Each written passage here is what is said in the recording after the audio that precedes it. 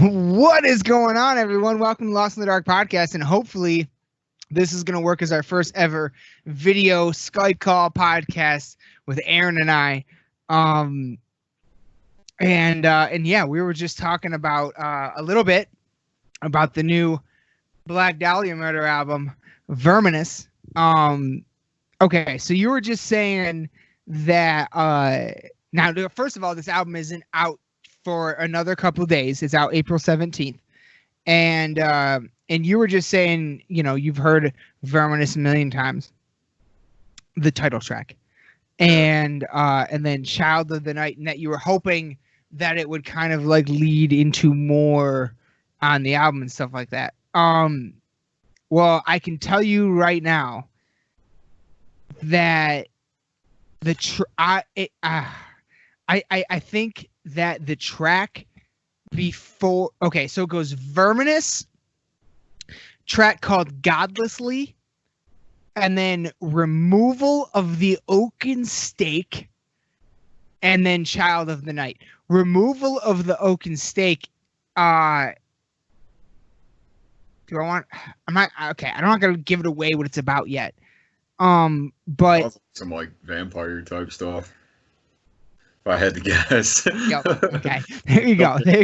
So there you go. But it's awesome. But the music though, you're right. The music on this album really does kind of go into one another. There's a lot to me, it's if Nightbringers was the first in any sense experimental in any way to anyone, if anyone felt that way about Nightbringers, Verminous brings those, it still holds those elements, but pure Dahlia. You know what I'm saying? It brings it full circle. It brings it like, if that was the first time we were kind of messing around, now we made that messing around sound like us in a big bad way. And not only that, but there are certain ways in which the songwriting seems to have evolved to me, not just lyrically, but musically, that make it better in a way that seems so obvious now, but beforehand I didn't even know I wanted. You know what I mean? Yeah. Like in a way I did kind of feel like Nightbringers was, at least like the last couple of songs, they got really like they started trying to do some different stuff that they didn't do on the last, on anything really. Or like, I guess like the time when I started noticing they were taking some risks and stuff is around like Everblack, I would say. Okay. Because it was about the time when they were going through some different member changes and stuff, and like that was the one that I felt like, was like the first where they kind of like took some chances and stuff, and then it kind of like kept going and stuff, and like you can definitely hear the the progression of it between that album and now to this one. I feel like. Mm-hmm. Absolutely. Yeah. But I really think Removal of the Oaken Stake is going to be a really big song for them. Yeah. Because I think I said this to you and Preston in the chat, and I'm going to say it again on my review, on my reflection, that when I first heard it, my first thought was, oh my God, this is if Iron Maiden did a death metal song, or if or if a band that was solely influenced by Iron Maiden was death metal, or you know what I mean? Like there's like a gallop and but yeah, not even that, dude. Like there is we're gonna have to like we're obviously in the quarantine shelter in place situation right now. So we can't do anything in person, but So maybe I'll just do like a normal Dark Reflections, but then maybe we're gonna have, you and I are gonna have to find some way to do a listen through of this album together. Like I need to talk to somebody about this album, and it needs to be you. Like we're gonna have to figure out something. Maybe it'll just be an episode, and where like we maybe it'll be an episode where we like do a Skype and play it in the background and talk. I don't know. We'll figure something out. Yeah. I don't know. We'll figure something out. But that needs, like, I'm so fucking excited for you to hear this album, and I'm so fucking excited for to talk to you about it and hear, and I want to know what you think about it so much. Because I loved Nightbringers so much, and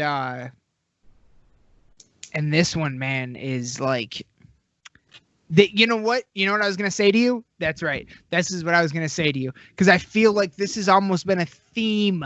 If you listen back to our album of the year list for 2019, I almost feel like this has been a theme coming up for a lot of bands. We may have another magnum opus on our hands. We might.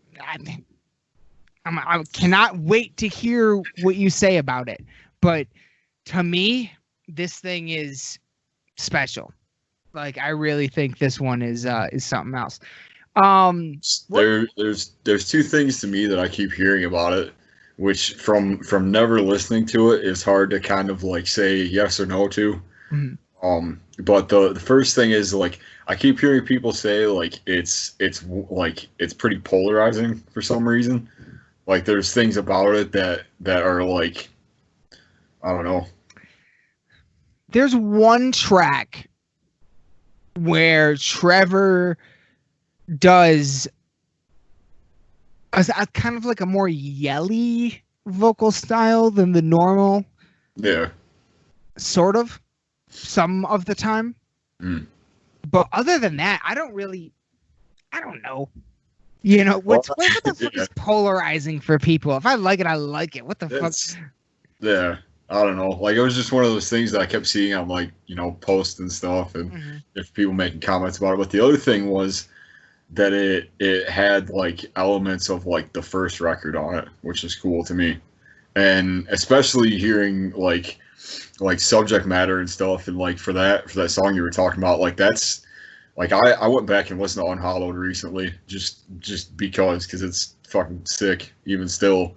And, like, I don't know, like, there's just, like, the topics and, like, the songwriting and stuff, like, it's so raw to me that, like, it even, like, translated over a little bit onto, like, the singles and stuff that have come out for it, which made me really excited.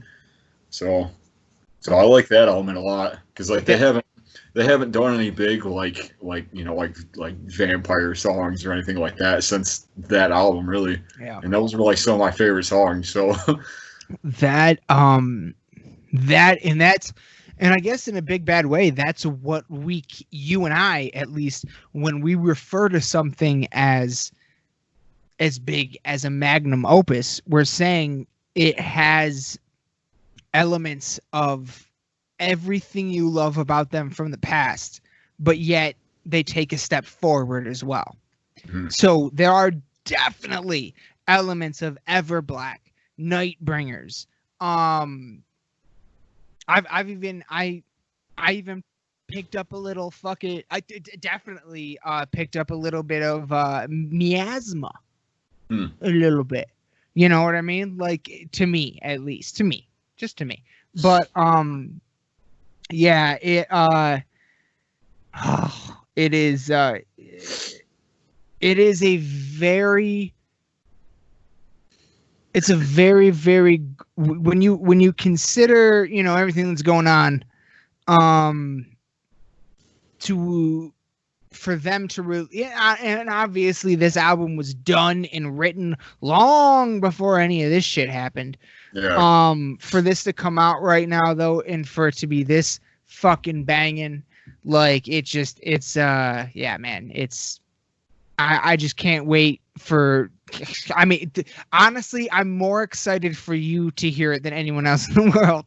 Like, I just cannot wait for you to fucking hear this. And to, like, if we weren't on this fucking, I mean, honestly, if we weren't on this fucking quarantine shit, I probably wouldn't have gotten it already. But if we weren't, and had I, then you and I would be straight up doing a fucking sit down, listen through podcast, that review episode, reflection, whatever. And it still will happen. I just don't know how yet. And because I cannot wait to talk to you about this album. I'm almost just as excited about that as I am about the album coming out. Like, honestly, it's holy shit, man. I'm just excited to finally hear it, because it's been like, and now that people have it, and 3 years. Yeah, and it's been a little bit longer since, you know, than their normal like two year run or whatever. Right. It's even more so, like, you know, just the anticipation of it's like, all right, like I got like a couple days to wait before I. Couple days. Yeah. Couple days. I'm sure it'll be Spotified on midnight on Thursday. You know what I mean? And I plan to be like, expect a message at like 2 a.m. on Friday. Oh! Like Thursday night. The second you start hearing it, I expect a message, and then I'm gonna start playing it too. Like, that's what that's gonna be about. So yeah. Dude, I'm so excited. Like, that's one of my favorite things. Not so much just like about like streaming stuff, but just like releases in general. Now is like, you used to have to wait like till the next day to go and like pick the album up, and now it's like midnight hits, 12:01. It's like, all right, refresh the page. Like, it's gonna be up top. Like, it's gonna be out somewhere at least. Yeah, and that's the weird part about this. That's kind of the hard part that it's been for me, in this. You know, the quarantine, whatever, is that typically when I get a new album, I like to drive around with it. I like to hear it in the car, on the big system, all that. And, you know, that hasn't really been as much of an option, in recent days. So it's just so weird having to come up with like a new schedule. And new, you know, that's one of the weirdest parts about all this is like, I want to drive around and listen to Verminous, listen to Titans of Creation, oh shit, Testament, okay. Listen to the new fucking Heaven Shall Burn, you know, in the car. But it's, you know, you can't just go out right now and drive around, for good reason. So I have to, like, you know, kind of cut out time in the day to try to kind of sit down and do that sort of thing. And it's been just weird. I haven't fallen into a routine with it yet. So I haven't heard Verminous as much as I normally would have during this time, believe it or not. But I've heard it like, I think 5 times at least, top to bottom. And at least one of those times was in the car, because it's not a terribly long album. Yeah, it's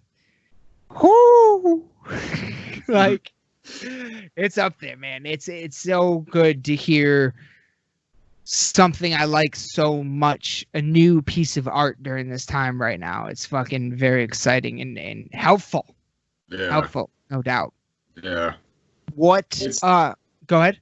It's just like, you know, and you kind of touched on it earlier, but like, you know, the fact that they're writing about stuff, and like the first single was called like, is about a plague, about, you know, vermin and stuff, and all of a sudden like all this happens. It's like, you know, it's just weird timing of it all. But at the same time, like, metal bands have been writing about like pestilence and like plague for ever. Like, you know, it's just 100%. like, yeah, so 100%.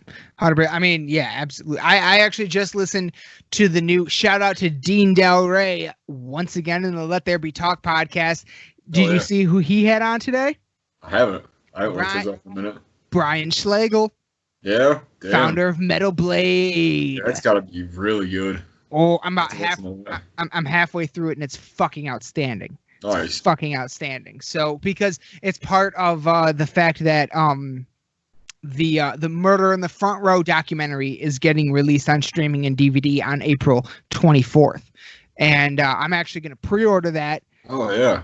Oh, and when it drops, you and I both should watch it and then do a podcast about it. Like no matter what, I am for sure. So, and from what I understand, this is an incredible documentary, and I pre-ordered it because I'll remind me to send it to you later. But if you pre-order it, you get the DVD comes in. It's kind of like the Verminous, where it comes in like the fucking tri-fold art situation, and it comes with a poster and all kinds of cool stuff, and it's only like $24 or something. So it's worth the pre-order for sure. I've been hearing about that for a long time. I'm glad it's actually getting released. Yeah, I'm very, very, very excited to see Murder on the Front Row. It started as a like a coffee table book is what they called it, and then someone turned it into a full-length documentary, and that gets released I believe on streaming platforms, but definitely on DVD and Blu-ray on April 24th. So be sure, if you're a fucking metalhead and you're a fan of thrash metal, you need to look that up, because it's going to be another, from what I understand, it's going to be another level. Dude, speaking of music documentaries, I don't know because I came across one today that I'd never seen before. It was actually pretty good. I'm like halfway through it right now. Yeah, it's 2018. It's called Slave to the Grind. It's all about grindcore, like the early days of grindcore. Oh, wait. They made a grindcore documentary using the same title as a Skid Row song. Yeah, I guess so. It's a hair metal song? That's crazy. Yeah. Wow, I never put that together. Yeah. So yeah. So who's what are we talking here? What kind of bands are in it? It's like talking about it's really interesting because it opens with talking about Repulsion, who are from Flint of all places. Like the first like underground like grindcore band. It starts from their days, and then it goes into like Napalm Death and stuff, and like their whole like the whole scene and everything. And it talks about like the Earache Records and all that stuff. And what? Yeah. It's I'll send you the link real quick. Was it on Prime? No, it's just on YouTube. Oh! I was just looking on YouTube earlier and just came across it, and I was like, man, this is like I never knew some of this stuff, and it's a really well done documentary. Oh, that's awesome. Oh, that's awesome. Fuck yeah. Oh, I'll check that out for sure, man. Yeah, no, I'm definitely looking for new music documentaries to watch right now. Stuff to get, pumped up and inspired, because it is, Okay, well, before I get into that, I'm going to get into that. But real quick, let's get this fucking podcast started off proper, man. Here. Cheers. Cheers, motherfucker. Look at that Two-Hearted. I'm just sporting some of that cheap ass rum tonight. But Captain, what is it like? No, it's Admiral Nelson. Admiral Nelson. Yup. $10 a fifth, baby. But I tell you what, tomorrow we're going out and getting some of that fucking Buffalo Trace bourbon. Ooh. Yo, if you've never had that shit, best bourbon I've ever drank. Oh yeah. Best bourbon I've ever drank. I don't know if I've had too much of that stuff. Like, I think it's like $15 a pint and $30 a fifth, so a little bit more expensive than Jack. Okay. But worth. Damn. Dude, right. Worth. It's so good. I love it. Oh yeah, and here everybody, the Verminous flag. Pre-order from Night Shift. Shout out to Night Shift merch. Yeah, man. Shout out to them. They're fantastic. Really just any printing company right now that's keeping things moving. Like it's seriously. Shout out to them. Shout out to Martyr Store is still going right now. Yeah, anybody. I'm still got my fingers crossed, and I'm praying that the Lamb of God new album pre-orders go out, and that album gets out as scheduled, because that comes out here in the next 2.5 weeks or so. Does it? Yeah, like first week of May. Wow. I believe. Right. Yeah. So yeah, now that we got this thing started proper, no, so fuck, god damn it, I knew I was gonna forget where I was going. You're talking about documentaries, talking about. I got it. It's just, you know, it's a weird. This is so weird. All of this, everything that's happening, and it's not. It's not as easy as I thought it would be to be in the mood to get work like this done.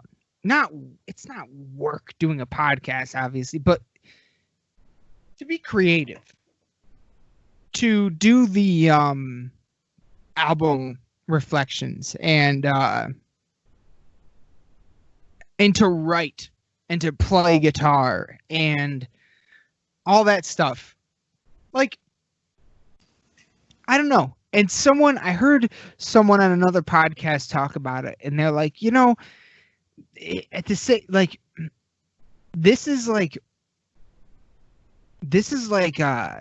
it's kind of like a trauma that we're all kind of dealing with, and it's kind of one that we've never dealt with before.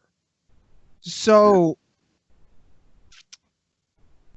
I don't know. Like, I guess I'm trying to say, like, if for anyone listening, if you don't feel bad, I guess, about not like being super creative or getting a whole lot done during this, because when we're waking up every day to new death toll or sick people numbers, or, you know, because that's what I'll do, man. I'll wake up and the first thoughts in my head will be, oh, I gotta get the Ordinary Man album Dark Reflections done. I gotta get the Verminous Dark Reflections done. I gotta get a new podcast done, or at least get ready to do a new podcast or something. You know what I mean? But those are the first thoughts in my head, and then I roll over and grab my phone, and that's your first mistake. It's just. Yeah. It's just, and then I go, like, we're day like 22 or 3 now without really being able to leave the house or be social or do anything, and it's definitely weighing on me more than I thought it would. Like, for sure. Like, I honestly thought it was gonna be easy. Like, I really did. Yeah. I was like, I ain't worried about being shelter in place for 3 weeks, 6 weeks, whatever. Mm-hmm. But 3 weeks in now, and I'm like, this is possibly more by the end of it. I don't doubt more. Yeah. I think it would be irresponsible for it to not be more, because I don't see our numbers declining at a rate yet that means we should stop taking precautions. Yeah. So that's one of the just something that's got me kind of just, I don't know. It's hard to grasp is like how, like, when things like, you know, you keep hearing like the new normal or whatever, like, what does that mean? Like, well, I mean, honestly, we won't probably know until it's all kind of like when we're out and doing stuff, but like, it's just weird to think like there's almost like two different like ways of thinking about it. Like there's now, and then there's like a couple months from now where it's like, you know, what is this kind of like, you know, it's all like, this is something that none of us have ever seen before.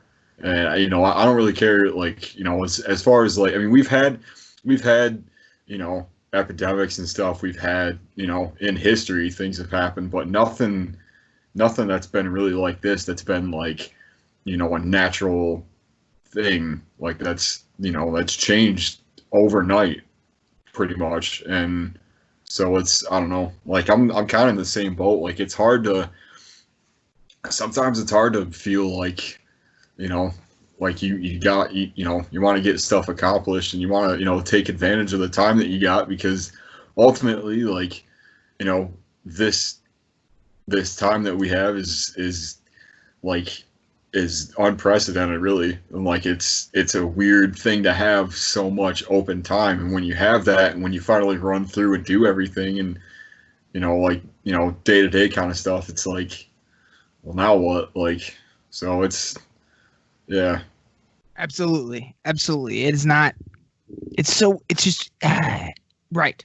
It's Go ahead. I was just gonna say, yeah, I definitely kind of just going with what you were saying. Like, I definitely felt like it was gonna be, like,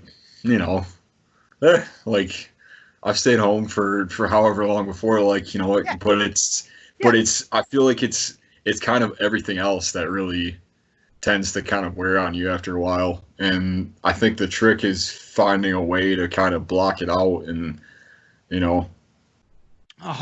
It's like yeah, what the fuck? We're metalheads. We're loners, right? Like we don't yeah.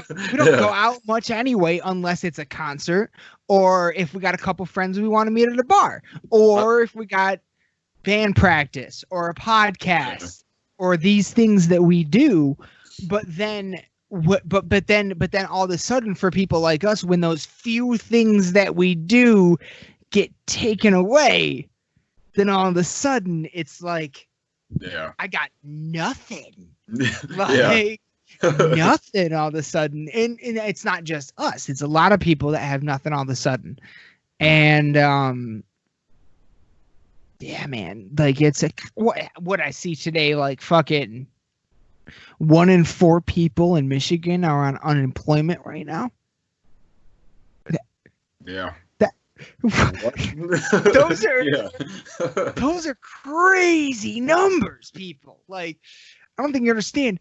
Michigan, okay, where we came up with the car. Like, this is a state that works their fucking fingers to the bone. So, like, for 1 in 4 to be on unemployment is unheard of. I think I said it on one of the other brief ones I was on a few weeks ago, but like that was kind of when I first started noticing, like, this is probably something to be concerned about, because like the only times in history that I can ever remember, the auto plants stopping and shutting down is like things like the Depression and things like, like world wars and stuff. Like, oh, this has got to be some like for anyone old enough, this has got to be some major PTSD for people in Detroit right now. For Detroit to be getting shut down again. Absolutely. Like, we've seen what happened last time. Yeah. Like, well, and they're still like I don't know if they are now, but they were at one point one of the highest, as far as like the death toll and stuff, or like the cases and stuff. Like they were Absolutely. Yeah, they were Detroit's getting hit hard. Detroit is the reason why Michigan is like in like the top.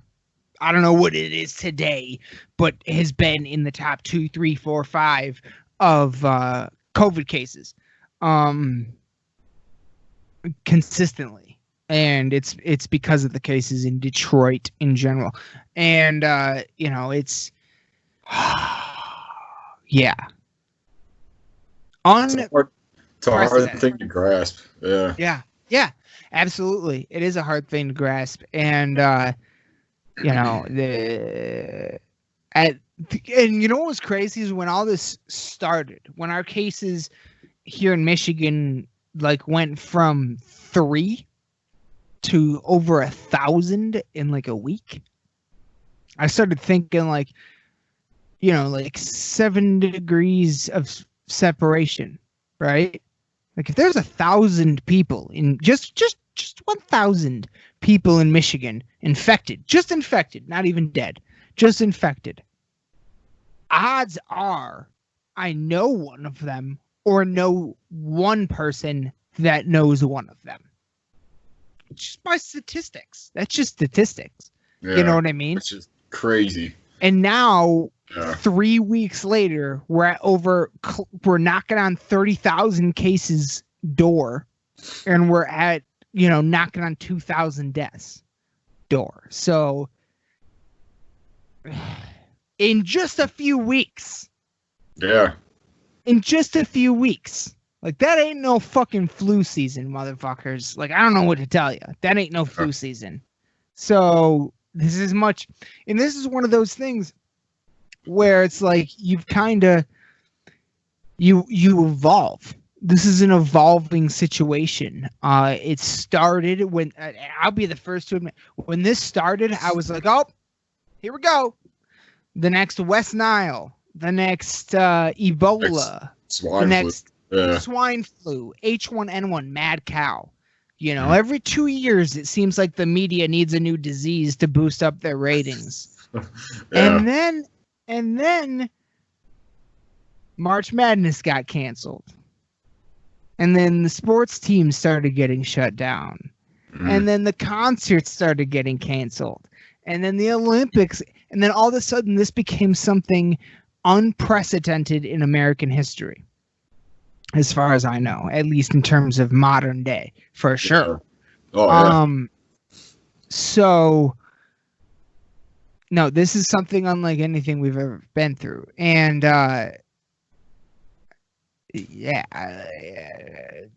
maybe I started that with a point that I forgot, but I fucking, it's. You were talking about how it's hard to, like, you know, find that motivation day to day to do things between stuff. Well, definitely I do. If I didn't say it already, I definitely do want to say that people should definitely not feel bad about that. Don't bring yourself down because you haven't written that poem or that song or streamed or podcasted enough. You know what I mean? Like, this is like a slow roll 9/11. You know what I mean? And not to say that great art, hey, if in some way, shape, or form you do feel inspired by this to make something, write that song or paint that picture, go. But for those that feel the weight of this and it weighs them down as opposed to transforms into some sort of creativity, don't feel bad about that. You know what I mean? Like, it's not.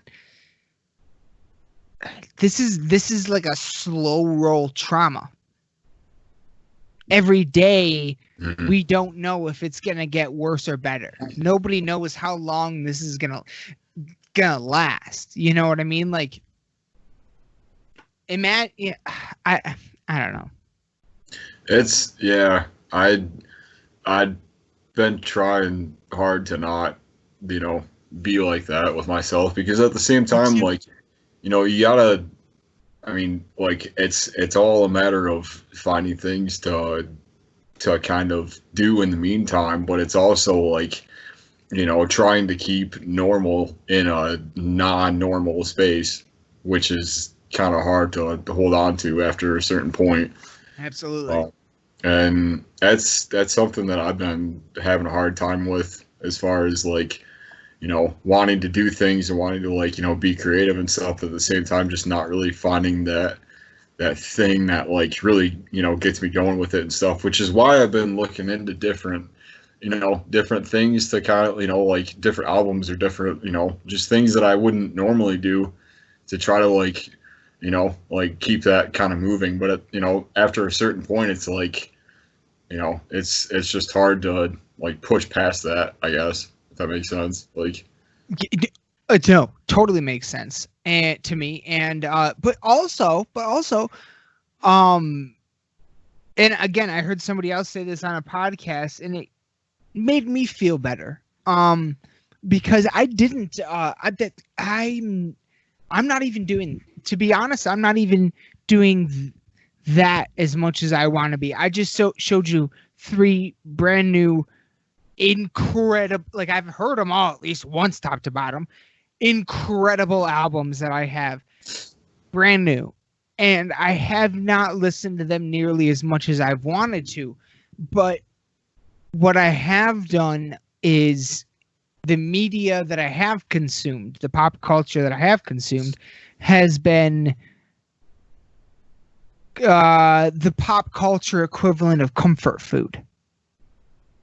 And I also don't think there's anything wrong with maybe like not exploring the new things that you've been wanting to explore for a while. It's okay, like watching the same episodes of shit you've seen a million times or listening to the same albums you've listened to a million times, because that's what's comfortable right now, and it's an uncomfortable time right now, without question. All you got to do to know that is go to this fucking gas station and see someone with a mask and gloves on. It's like, what? Yeah. Like, that's weird. Like that's crazy. Like, Yeah. What is that? Like, that's it's uncomfortable. And for people like us especially, I think that we're used to going long periods of time alone, but then we have these big, exuberant expressions of togetherness where we're all belly and shoulder and sweaty and fucking together. And Yeah. without any of that, it's all we're left with is those long periods of time alone, really. Yeah. It's it's hard to not joke about it sometimes because It is fun to joke. Yeah. Well, I guess in the sense of like, because I've always been a person that's been like pretty like, reclusive, I guess, like in my daily life, like other than like work and like like band stuff and doing like podcasts or whatever, like I'm pretty like, I've been quarantined before you were supposed to. Right? I feel that. Most metalheads probably feel that. Yeah. And on one hand, like it's like, all right, well, this is kind of like what it is, and you just kind of got to deal with it. But after a certain point, it's like man, like this just like, all right, Right. you need that thing, that extra little, and I feel like that's kind of where the community aspect, that's where the, like reaching out to people and doing other things that you wouldn't normally do, like you were saying, was, definitely helps out with, with the weird times and with, just that disconnect with everything. So, because I know you're missing your band right now. That's yeah. Like Yeah. that's that, right? You might not be a fucking social butterfly, but you stream with your band on Twitch multiple times a week on a normal basis, and not having that absolutely is gonna strain on you without question. Yeah. I feel so. Well, even just to like get out of the house, just to even like come over and like let's do a podcast, or let's let's do a podcast, but also play your drums. Yeah. Yeah. Like, I mean, I feel fortunate in that sense, because I do have the electric kit and stuff, and I do have other means of. You have the ability to play at home. Right. Yeah. Which is nice to have that and stuff, and to be able to go to that, which I have quite a bit lately. But yeah, it's just it's hard to find that normal in a spot where it just where it just isn't really right now, if that makes sense. Like yeah, it is. It is hard to find that. It is hard to find this new normal. Yeah. Like there's a new. I mean, at least for the next few weeks, and I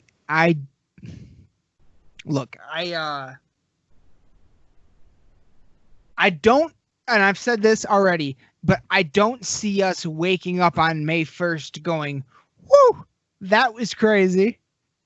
This is still going to be going on. Yeah. I do not think that it's a good idea to have things like live concerts, at least throughout this next. Look, I can't tell you I can't tell you how badly I want to go to a fucking show. Okay. Yeah. I've been watching live footage nightly. Oh, Of just things, just to pacify it, like just. Oh, dude. You know what Pardon me. You know what I figured out? The earlier today. So, all right, my roommate stayed up till 9 in the morning playing video games, and woke up for like an hour or so and went back to sleep when I woke up today because I went to bed at like 6 a.m. and I woke up at like right. I woke up at like 1 or 2, and he woke up at about the same time and then went back to bed. So and I was like, today is a day. I knew I was doing a podcast. And I was like, I need to work. I need to move. I need to get sweaty and, to get the juices flowing and all that shit. But I was like, I don't want to I don't want to bug him. I don't want to wake him up while I'm on the treadmill. So I don't want to have the TV. Normally I'm on the treadmill and I have the TV on a podcast. Well, today I discovered something new. I was like, I'll have the podcast on my headphones. And then I'll just put something because I need something to watch too. So I'll put something on the TV that'll like get me energized, get me pumped up, right? I swear to fucking God, this is what I did. And I looked at my DVD rack and Blu-ray rack or whatever, and I was like scanning for the thing that I knew I could put on that would get me pumped up. So I was like, ooh, Godzilla, King of Monsters. Perfect, right? Oh, yeah. Put that shit on. Didn't work. No. At all. Didn't work with no sound when I'm listening to a podcast and there's those long scenes in between the big battle scenes. Yeah. Didn't work at all. So here's what I did. I put on a live performance of Parkway Drive at Resurrection Fest 2019. Dude, yeah. That whole video is Aaron amazing. Yeah. Never in my life have I been on the treadmill and gotten goosebumps. Yeah. And I know what you mean. Yeah. Like, oh my God, dude, that's the answer. I was like, Joe Rogan talks about on his podcast when he's on the treadmill. When he's like pushing and working out really hard, what the things he thinks about to get him pumped up, he'll like put on an MMA fight, or he'll put on he literally says, I'll put on John Wick and it'll get me going. Oh, yeah. That's a good one. Yeah. For me, live metal. I was fucking going and I was like, I have goosebumps right now. Like it was blowing my mind. Like, oh yeah. Oh, that's what gets me more than anything. Whatever it takes. Yeah, like there's something about like it, especially right now, like just the sight of like masses of people going in a circle at the same time. Like that's just like for some reason I'm like, yes. Like and it's weird, but like it is like oddly inspiring. Like it's oddly motivating. It gets you there for a minute. You know what I mean? Because like, dude, you know what's crazy? I'm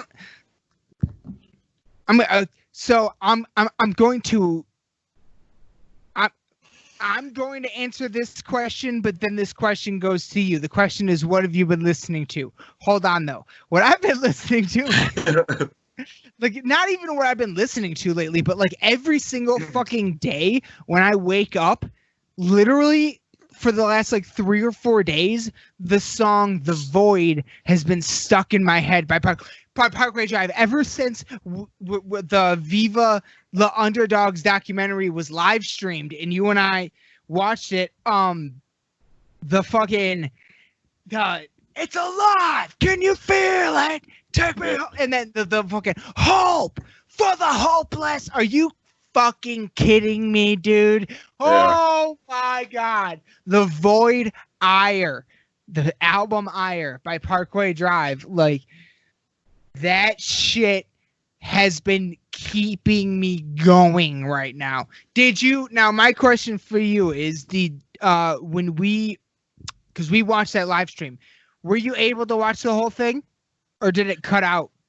I caught the end of it, and I think because like I was watching it and like it would like skip ahead a little bit, and I feel like I would miss half of it. And like I didn't realize that like by the time I caught it, it was like within the last 10 minutes or so. But I was able to kind of go back and like rewind it a little bit and kind of watch it like from the live stream and stuff. But after that, they took it off, so I didn't get to see all of it.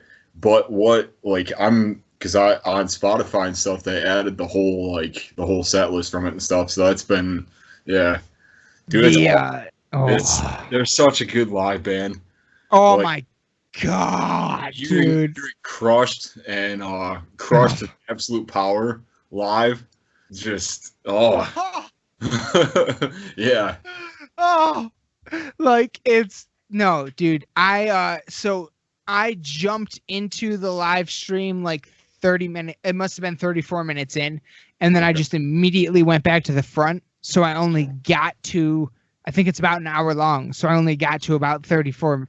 Like I got the first half of it, and I'm definitely buying that shit because I need to see the second half because it was incredible. But yeah, dude, like I have been watching their live shit, dude. The other night. Even just a second. No, all right, go ahead. Sorry. No, you're good. The fucking All right, I will. Aaron will bring me back to what I was talking about right there. But let's see here. So yeah, I really hope we end up getting to. Hopefully, this episode gets posted on YouTube, and we're ending. I'm working on right now a new podcast host for us. I think our last podcast host died. This is a long story, but all right, I'll narrow it down. When this podcast started, I didn't know what a podcast host was. I didn't know what an RSS feed was. I didn't know anything. I just wanted to sit down at a microphone with my friends, talk, and post it. And I didn't know any of the technical roadie-esque aspects of any of this. So this has been a big time learning process for anybody that has been listening to this for a while. You should, I'm sure you've heard us talk about it by now. So I'm working on a new podcast host right now. I think like the podcast host that we had, but you know what? We never had a podcast host, actually. Now that I think about it, I just went to a random website to get an RSS feed, and I don't even know what that was. So now, though, hopefully we have a podcast host, and we'll be getting onto it this week. Aaron, I see you're back. What was I talking about? Parkway. Some about live shows, exercising. What have I been listening to lately? What have you been listening to? No, not that far back. But no, so Parkway, no. They they've definitely been something I've been on hard during this time, and it's the Viva. So everybody should definitely check out the Viva La Underdogs documentary and CD. The CDs are already out. I'm not sure when the documentary comes out on streaming or physical platform. I've actually been looking, and I haven't been able to find when that comes out yet. But the CD, the live album you can get right now. It's kind of crazy because like in watching like the first little bit of the live, like the documentary and stuff, I never would have put them in the place of like Download Headliner or like anybody like that. And it wasn't really until I started watching that I was like, of all like the modern bands and stuff, and of all of like, you know, everybody else going right now or having been going over the last, like, I mean, they've been around for like 10 years or so, I'd say. Longer than Oh, that. more than that, closer to like 15 to 20, yeah. Okay, well, yeah, my timing's off, I guess, as far as like Because calling, but I mean, I discovered them a couple albums in, and that was around 2009, 10-ish. yeah, And that was a couple albums in. Yeah, I'd heard about them when they were on the like the Warped Tour, the first couple, because they had like there was a compilation that came out that they had a song on. I was really happy. I think it was like "Smoke 'Em If You Got 'Em." Yeah. Yep. I remember. Yeah. I know what you're talking about. Yeah. That compilation. Yeah, they used to do. I used to pick those up all the time, and I only used to like pay attention to like the bands I knew and like the heavier ones. Like that was kind of like my weird gateway into this, like into heavier stuff. But like, yeah, just and hearing songs like that, and then like knowing that they started from like, you know, tiny like Australia, like nobody knew who they were, to now they're headlining this gigantic festival and stuff, and it's like it's crazy to see like how far they've gone and like how much sense it makes that they would, you know, that they would headline and be in that spot. So it really does. They even though it was a little bit hard for a lot of us to kind of like make sense of the style change between like Dark, what was it, God, what, like Atlas, or, you know, it wasn't Dark Atlas, it was just Atlas, between Atlas and Ire, because I remember when Ire first came out, I wasn't the biggest fan of it, and then when Reverence came out, I went back and listened to Ire, and I was like, all right, this is pretty sick. I'm not gonna lie, I still like Reverence more. Yeah, so do I. But I agree. There was a very distinct style change from all their albums up to Atlas, which was like the capping of that style. And now we're gonna try to experiment with Ire, and then Reverence. And then Reverence, I almost feel like was like Verminous in that it fucking took the experimental parts and added them into the parts that we all know and love. And you know, I definitely could see some people saying that Reverence is more radio friendly or whatever, but it's still harder than anything else on the radio. Like I don't.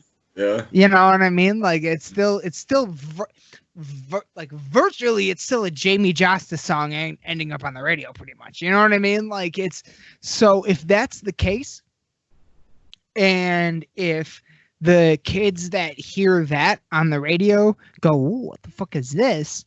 and then go deeper into Parkway Drive and then go deeper into harder music in general, then we have a bigger family. That's all that means. Yeah.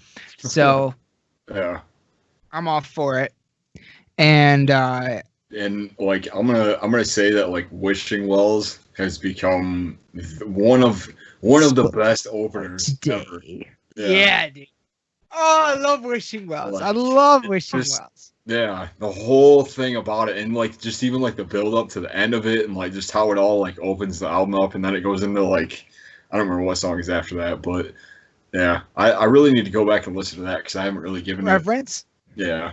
You know what's funny is that ever since we watched the live thing, I went back and listened to Reverence and Ire, and yeah, dude, it's fucking. Hold on, hold on. I'll tell you what's after it. Hold on, give me 1 second. Right now, okay. So we got Wishing. Oh yeah, Wishing Wells is the opening track. Then we got Pray. Yeah. You better pray. Like, oh!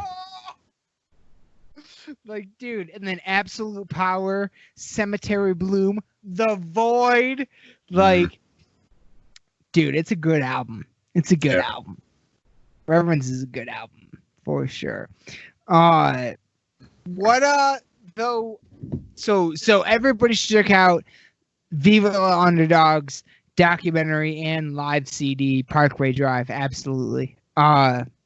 What? Yeah. What else? What else you been doing? What else you been listening to? Kind of going through it right now. Oh yeah, I wanted to talk about the new Fit for an Autopsy song that came out. It's called Fear Tomorrow. What? I sent it to you. What? You didn't listen to it?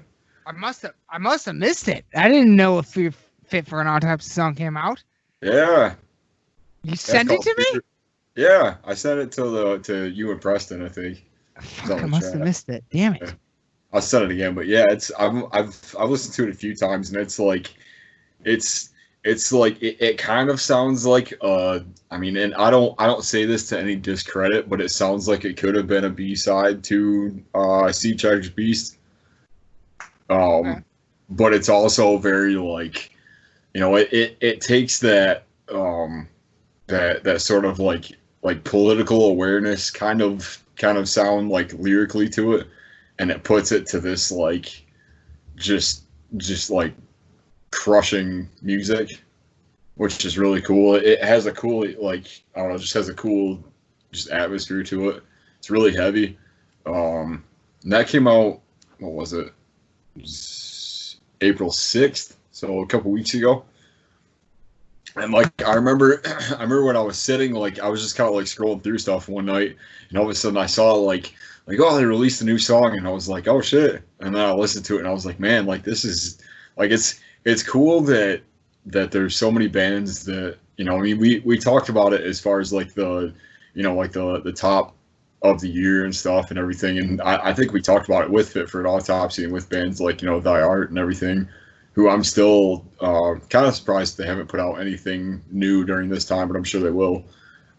Just it's cool to have those kind of bands that are so connected to like just environmental stuff and to like, you know, just things that are happening that they can put it to music and put it, you know, release stuff that like is like topical, but also doesn't really like, you could listen to it anytime and it would relate to whatever's kind of going on and stuff. So I feel like it was cool if they put out something different that was like, you know, kind of like what we were all kind of feeling at the time, which is cool. So absolutely, yeah. I'll have to send that one to you guys. I'm surprised you haven't listened to that. No, I missed it. I don't know how. I was probably drunk, but happens. Yeah, hey, I'm not blaming you. What else we got to do? Oh, yeah. God. I'm trying to think. I've been really into Run the Jewels lately. Really? Which is weird for me. Yeah, like some real like hardcore like. No, I know who they are. Yeah. They were gonna open for Rage Against the Machine. Yeah, that's right, dude. Yeah. They've done 2 songs with Zach, which are really sick. Yeah, I'll send them to you. Are you serious? Yeah, like full on, like he's doing like full on like verses and stuff. Was Zach from Rage Against the Machine? Yeah. Yeah, you need to send those to me, like immediately. Like what? Yeah. What? Oh, it's yeah. I had that same reaction. I was like, dude, he's like, he just goes in the whole time. Yeah. Oh, dude, I need to hear that right away. And then beyond that, like I think I sent you like some like Sabbath or some like Heaven and Hell stuff the other night. It's kind of jamming on some like old school stuff, you know. Dude, I have been apparently the other night. I got a little drunk, and apparently I put on a concert in the living room. Yeah, you did. I have video of it as well. I have zero recollection of, and my roommate the next day was like, he was like, dude, have you ever tried out to be the lead singer of a band? I was like, I mean, I was one once technically when I was 16, but no. Why? He's like, because you put on a show last night. Dude, that's awesome. I was like, oh no, what did I do? I don't know, but that's what quarantine is. Dude, I've been bumping into walls extra hard to simulate a mosh pit. Like when I walk by the corner of a wall, I'll bump into it. Starts. Because I want to hit something. Starts looking at you kind of different. You're like, motherfucker. It's ridiculous. But anyway, well, I guess let's get into the news. Some news of this episode. First little tidbit is well, I guess the first little tidbit, we'll start with some fucking good news. Let's do that. Holy shit. Hold on. I don't know what I clicked on. Hold on. We'll start with a little bit of good news. Hold on one second. We got something we've talked about on this podcast quite a bit up to this point, and we have been highly anticipating the new, what is supposed to be double album from La Devil Driver. Yeah, that's right. I forgot you sent that to me. Yeah, that is supposed to be coming out. Oh shit, come on. Don't fuck with me.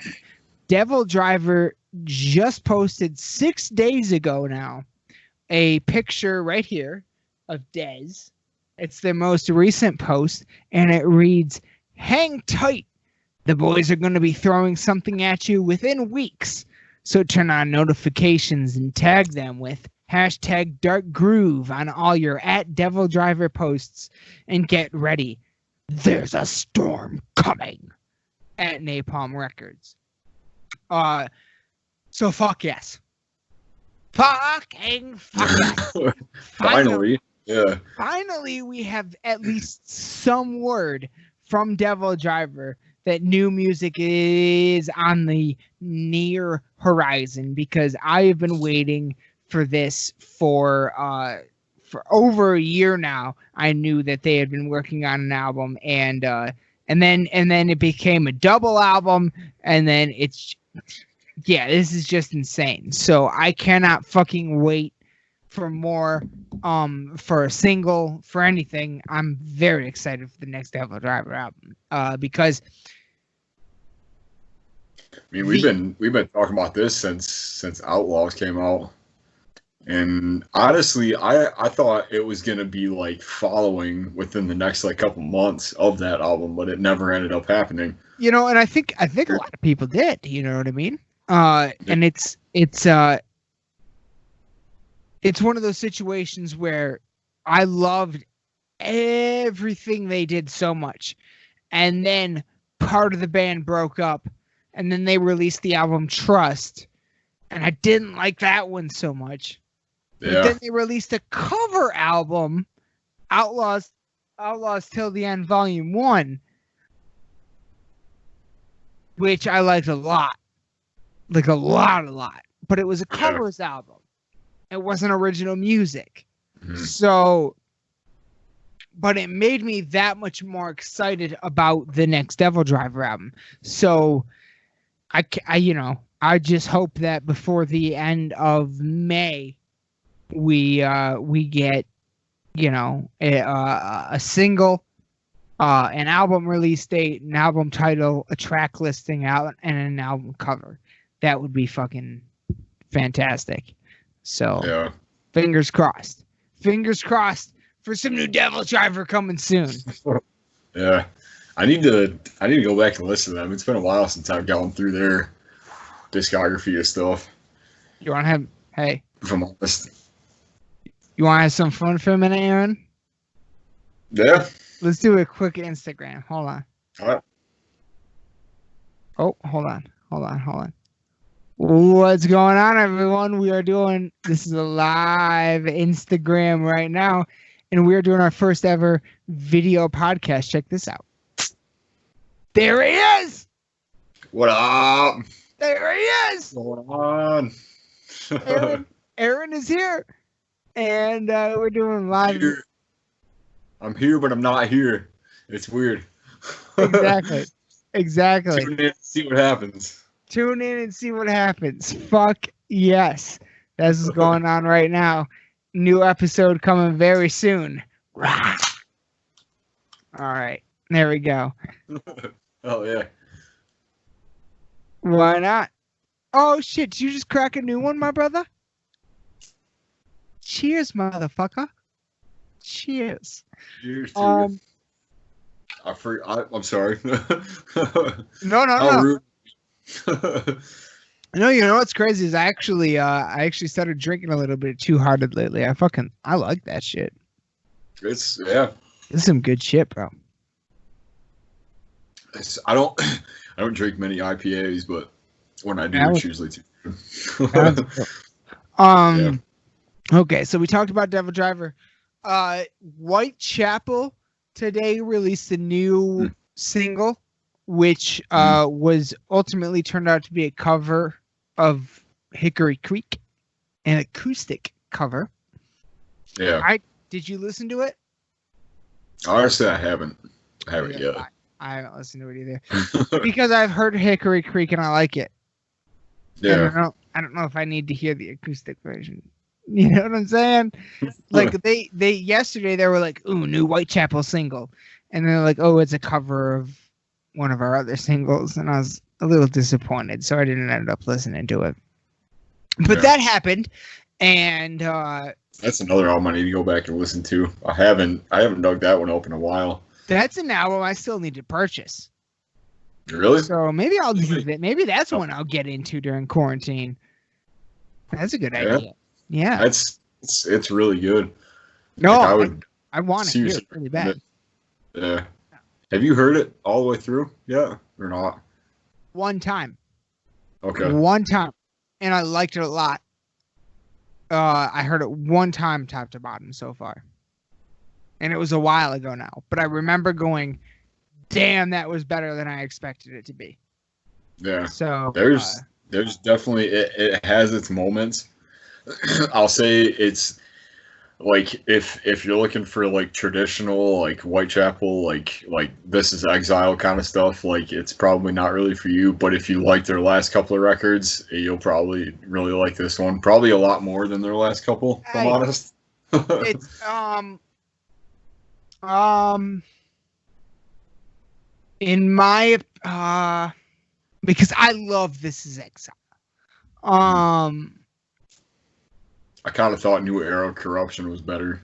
I love New Era of Corruption too, but yeah. I would say that maybe well, I don't know. It'll kind of. I think ultimately the band Whitechapel themselves will decide this, but because the order went self-titled and then the why am I blanking on the name of the new one? Was it Hickory Creek or Black? No, it was the Valley. What? Valley. The Valley. The Valley. The Valley. Yeah. It went Whitechapel and then The Valley, right? In terms of album title names. There was 2 between that one. Honestly, it went Somatic Defilement, This Is Exile, New Era of Corruption, the self-titled, Our Endless War, and then Mark of the Blade, and then The Valley. Mark of the Blade. That's what I'm getting. I'm fucked up. I'm sorry. That's the one I'm getting confused with, Mark of the Blade. Yeah. Because the cover, it's just when I see that cover, I go, "Oh, that's the self-titled" for some reason. I don't know why. Yeah. But self-titled is the leather-bound looking one that they were on Mayhem Fest with. Right. That's got Section 8 on it and all that stuff.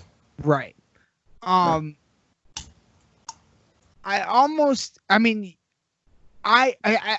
ultimately feel like with Whitechapel, either The Valley is going to be looked at as the experimental step, and then the next album is going to be We Are Not Your Kind, the Verminous, the one that brings the experimental into what we all know and love, with it ultimately creating an evolution, or it's just going to stand alone as a concept album, which I do feel like it is. I'm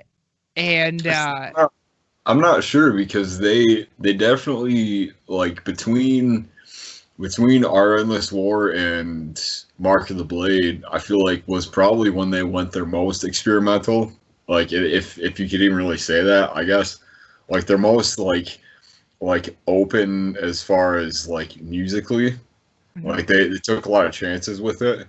And to me, like, Mark of the Blade was their kind of like their like Nightbringers to what is now Verminous, I guess, to put it to an example.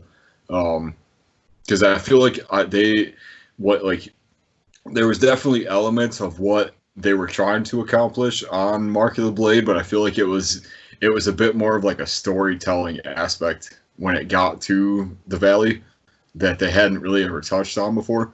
To me was kind of why I felt like that one kind of maybe took off a little bit better than the one before it, just because it had like its clear, motive and its clear, like, points and stuff, which is cool. You can definitely hear it on the music more so than just like being a collection of songs. I feel like this was as close to a concept record as they've done since like the early days, which is cool. Mm-hmm. So yeah, I definitely think it could be ultimately considered as a concept record, and then like maybe like the next album is pure fucking psychotic heaviness. You know what I mean? Maybe, yeah. I'd like to see that. I would too. I think a lot of fans would. I think a lot of fans would, because even though the Valley, because like I said, off that first listen of the Valley, I was like, this is a fucking excellent album. Yeah. It's not necessarily what me as a Whitechapel fan wanted, but this is an excellent album. And so maybe if the next one they were like, you know what, we did that.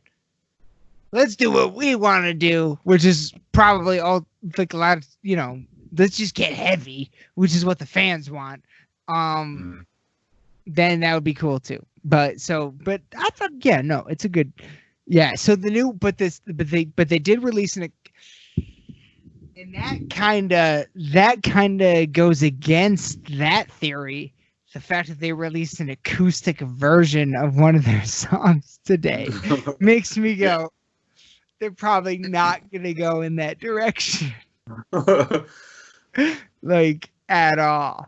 Well, it's hard to, because, like, for me, Whitechapel has always been one of those bands that, like, when deathcore was the first, like, like the first wave of it, it was them and it was Suicide Silence. Mm-hmm. And like, absolutely. To a lesser degree, Carnifex, because I hadn't really listened to them as much as the other. But they were still in there. Yeah, they were in the mix. Mm-hmm. And to have, like, I going into it, like, anything that they could ever release, I'm fully aware of at this point that it's never going to be like their first couple of albums. But honestly, like, that's fine, because for one, I'm kind of the mind that, like, as long as it's still like the core group that's putting this stuff together and that's releasing it, like, it's gonna be like true to form, and it's gonna be like true to what they want as far as like the sound goes and stuff. So I feel like it's always been, they've been a band that's really been interesting to me, because it's not like they've put out anything that's been like bad per se, because I find in any of their albums something to enjoy, like something that I really like at least a couple of songs I can walk away from feeling like those will be ones I'll go back to, but also something that's like I'm excited to see what they do next with everything. And the fact that they put out like the acoustic song was was weird to read, like, or like just to even like see in wording, because like, you know, like 10 years ago, like I would have never thought they would have ever been capable of doing something like that. So it's cool to kind of see that like growth in it and stuff. You know, it's cool to like see it like be like kept interesting. I agree with that. It is cool to see the growth for sure. But yeah, it really wasn't something I was expecting at all when I saw that they were coming out with a new single right now. Yeah. It is a little weird to see a band like Whitechapel acoustic, like, huh? Like, what? Like, this is the band. This is the band that has Big Walls of Death, and they're making an acoustic song. Like, what is? It's very strange for sure. It's cool to see a band like them put out stuff like that, and then at the same time, like, live be like, all right, well, we're gonna keep just like crushing you basically. And like every time I've ever seen them live, it's been just it's just awesome. They're such a good live band. Get ready to get fucked up. Like, yeah, it is total fucking chaos. Like, it is.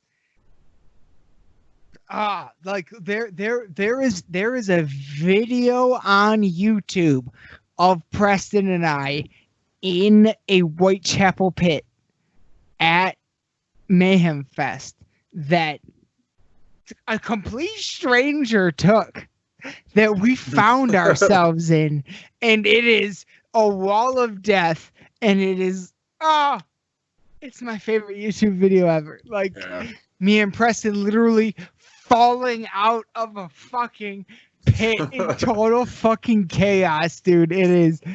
Oh my god. It was an amazing day. It's funny because for a while I used to always look up like Whitechapel like Circle Pit or Whitechapel Wall of Death, right? Because they were the one band that was like doing it like bigger than a lot of bands at the time. Yeah. So them and like Devil Driver in a big bad way. Yeah. Well, so the next bit of piece of news I wanted to talk about is officially the last concert tickets of the year so far that I've actually purchased. It has been postponed.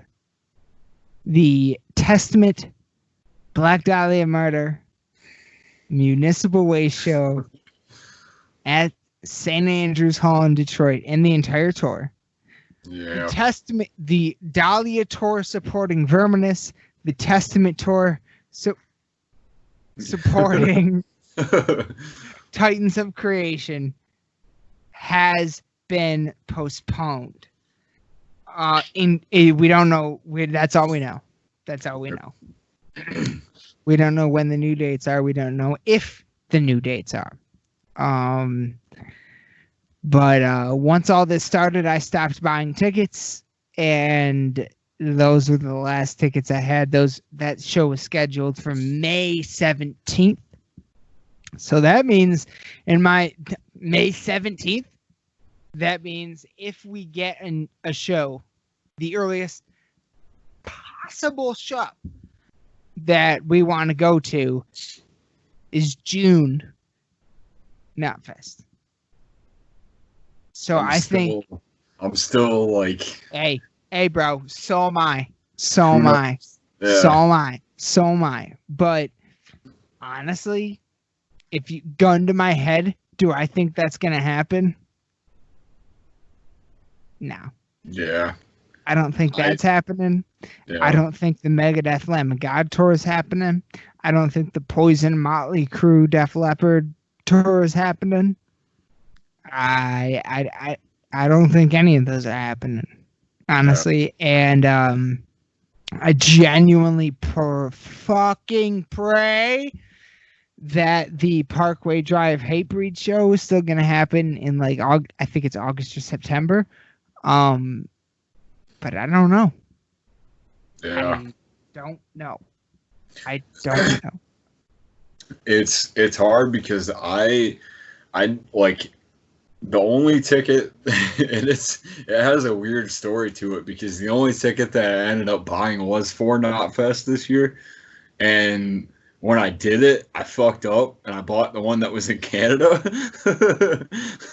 So, which I to this like I don't know how it happened. I just like misclicked on something, I guess. But anyway, yeah, like that. Like I'm not so sure that I'm like I want to be excited about this stuff, but at the same time, like I know that there's a huge possibility that there's just it's just not in the cards, which is hard, man. Look, Like, and look, even if the even if Knotfest were to happen in June, like, how would you feel? Would you mosh? Like, how would you feel getting too close to people? You know what I mean? Like, I don't even know how I would feel about being there, which is the really sad part. It is. And it is. And that's the fucked up thing, is that, like, when all this started, and my first show of the year was was supposed to be March 29th, the Carnifex show at the machine shop in Flint, Michigan. Had everything not been shut down by that point, I still would have gone. But without question. Yeah. Oh, yeah. I agree. Yeah. But now, like I said, this is an evolving thing. Mm-hmm. It definitely goes back into that, like, new normal kind of conversation. You know what I mean? Yeah, I don't know what that is. Nobody knows what that is yet. But at the same time, I do know that a healthy human being requires human contact. You know what I mean? Yeah. And the idea of never shaking someone's hand again, the idea of that's weird to me. I don't know.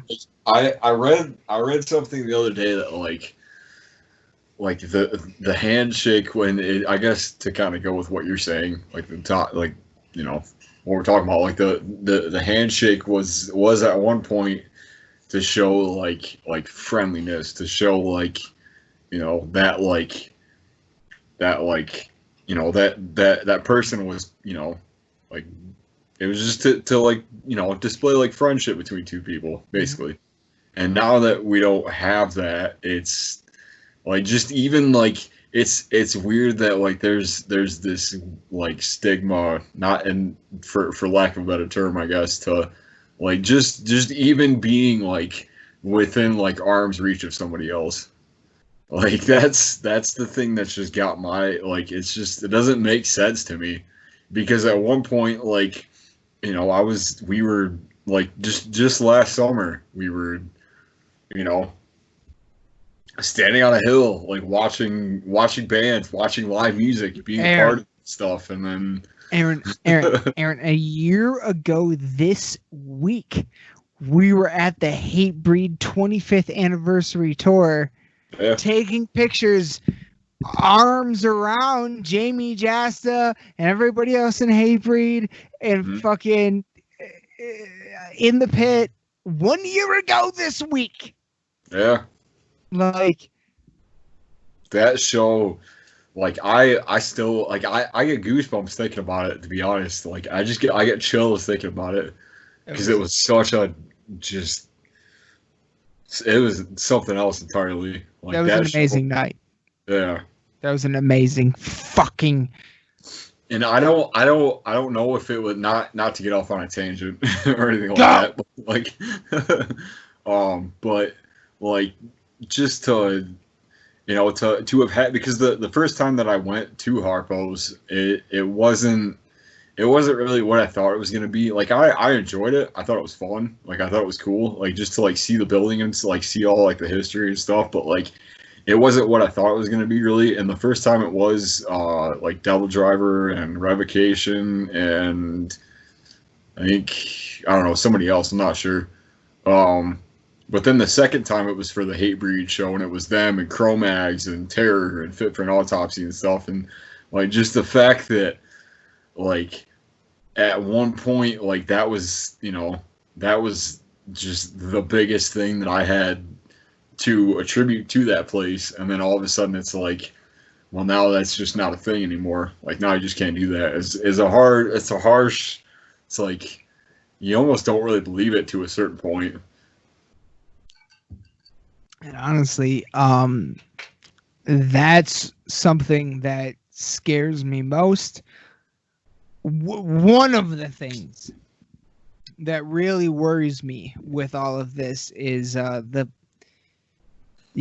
like if some of our venues close because of this permanently. I saw a post the other day talking about like CBGBs, I think, needed support, or like just other venues and stuff just really struggling during all this, and it sucks. Like I okay. Like I said, I've seen. We'll talk about it in a minute, but we've seen some projections. We'll talk about it right now. Hold on, let's see if I have it pulled up. Just a second. Oh, you're good. Slip away. Shit, I don't have it pulled up. God damn it. Well, I saw an article. I'm sure a lot of people saw it. There it is. I got it right here. Metal Injection reporting. One topic of discussion regarding return to normalcy. When can we expect live concerts to start happening again? Last week, a renowned metal booking agent predicted that tours won't really get back to normal until early 2021. Today, a health expert, that was last week. And that was last week. Today, a health expert offered a much less optimistic prediction. Shows won't be back until fall 2021 at the earliest. The news comes courtesy of a new report from New York Times Magazine, interviewing a slew of experts on realistic expectations for restaurants to certain aspects of the economy. One of the people interviewed was biochemist Zeke Emanuel, who is vice provost for global initiatives and director of the Healthcare Transformation Institute at the University of Pennsylvania. Emanuel predicted a plan earlier this month on how to restart the economy, and in the interview he hopes to get Americans to be more realistic on how long things will be reset. Emanuel says, yes, restarting the economy has to be done in stages, and it does have to start with more physical distancing at a work site that allows people who are lower risk to come back. Certain kinds of construction or manufacturing or offices in which you can maintain 6-foot distances are more reasonable to start sooner. Larger gatherings, conferences, concerts, sporting events, when people say they're going to reschedule this conference or graduation event for October 2020, I have no idea how they think that is plausible. Possibly, I think things will be I think those things will be the last to return. Realistically, we're talking fall 2021 at the earliest. This is the health expert talking about how he doesn't think concerts will return until fall of 2021. Yeah, I think I read something about that. Yeah, that was out the last couple of days. Yeah. And that's it's hard to put your head around. Aaron. Yeah, I know. Aaron, 2021, bro. No concerts. Yeah. Not one. Until fall at the earliest. Yeah. And who's gonna? Well, no, a lot probably would, but fall 2020. I mean, like on one hand, it sucks, but on the other, like, is it worth all of the waiting? Because I feel like we definitely talked about this. Because at a certain point, like when it all does happen again, because like, and I don't know if you were kind of feeling this same way, or if it were maybe just me, but like I feel like maybe like when you have so many options for so many like different shows and just so many things that are going on, and all of a sudden you just don't have anything, and then to be like starved from that from the last like couple, like from a month to a year, like that's a long time. And I feel like when it all kind of finally does come back around, and when everything does kind of like it'll finally like mean something again to go to a show, you know what I mean? Like, because for a while it was like just this thing that you did, you know, and like maybe I'm looking at it differently, I don't know, but like just knowing that there's gonna be a big point in time where that's just not a thing that we can do is like, you know, when it comes back, it's just gonna make it all that more, you know, awesome, all that more like special. You know, it's gonna kind of like remind you sort of why you started going to shows in the first place. No, at least that's hope anyway. Yeah, no, I can definitely sympathize with that because I mean, in a big bad way, when I started this podcast is when I started going to shows a lot again. You know, I took like I don't think I took a full year off, but in 2018 and 19, I went to like 40 shows. So 40 something shows. So like I'd never done that many at once. And so I definitely hadn't this podcast has been a telling, I guess, of chapters of my like, you know, kind of like, you know, I became a metalhead and then I kind of went through, you know, that phase where I went through a phase at least of, I don't know, falling out of it a little for whatever reason or another. Many reasons. I've talked about them on the podcast many times before. We don't need to go into them right now. But and then there in 2000, like at the end of 2017, 2018, I got back into everything, and it's better and bigger and cooler than it's ever been right now to me. And so if that you know, I agree with you. Not everybody probably nobody else went through exactly what I went through.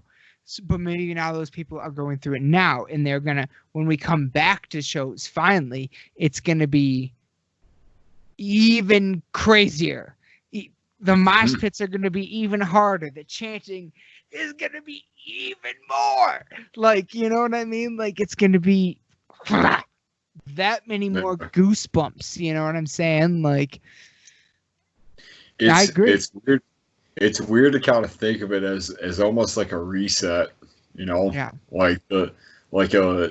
Because I mean, at one point, like there was a couple of different ones going out at the same day at the same time, and now, like, you know, that there isn't any, and there won't be any for a little while is like, you know, I know that, like, myself included, like, we haven't. I mean, I think we talked about it, like when all this finally kind of blows over or whatever, like hopefully it does. Like it'll be like 3 years for me since I've played the actual show by the time it's all done. If it ends up being until 2021, like that's a long time, especially for like not just for like seeing shows, but like playing shows. Like I don't even it's hard to even like remember what it's like. And I feel like to me, like there's going to be a lot of people that are in my spot. There's going to be a lot of, you know, that are in the same kind of like position that are seeing it kind of the same way as like a, oh shit kind of deal. Like where it's, you know, like we don't have this choice. We don't have, you know, and like you can only, I feel like you can only rely on, you know, like Twitch and everything, like so much to where it's like, yeah, you know, like we're still getting the views, we're still getting, you know, like the audience and stuff, but it's not like there's that physical thing that's missing.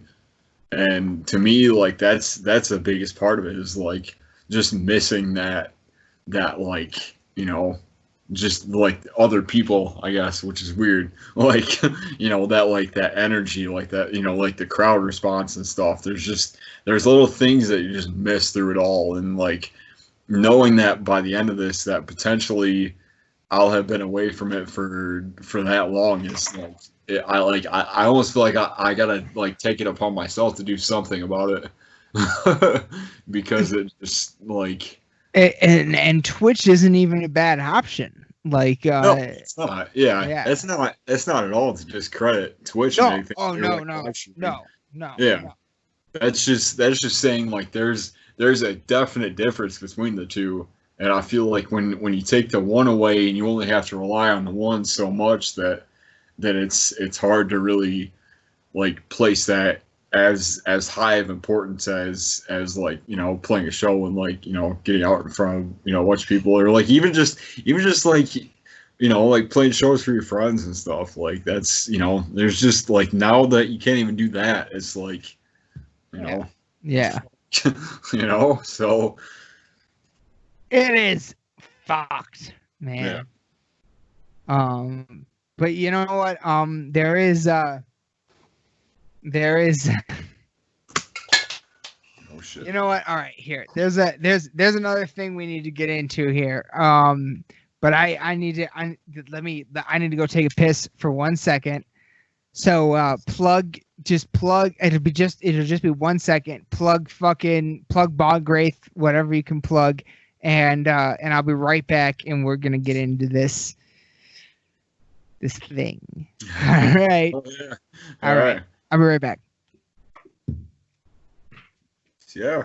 If during this time, because I mean we all pretty much know that, you know, it's tough for anybody to really make any certain kind of funds or any certain kind of, you know, any money off of, you know, during this time. And it's not as if any of the bands are trying to make money off of it. It's all just trying to like, you know, get a head up and stuff. So if you do feel generous enough, and if you do feel like you are, you know, like you're in a spot where you can, you know, buy some things, definitely, you know, hit up any of Bogwraith's, you know, websites. We have a Bandcamp that's up where you can buy any of our merch at. We have a lot of shirts, a lot of hats and stuff still left over for you to order.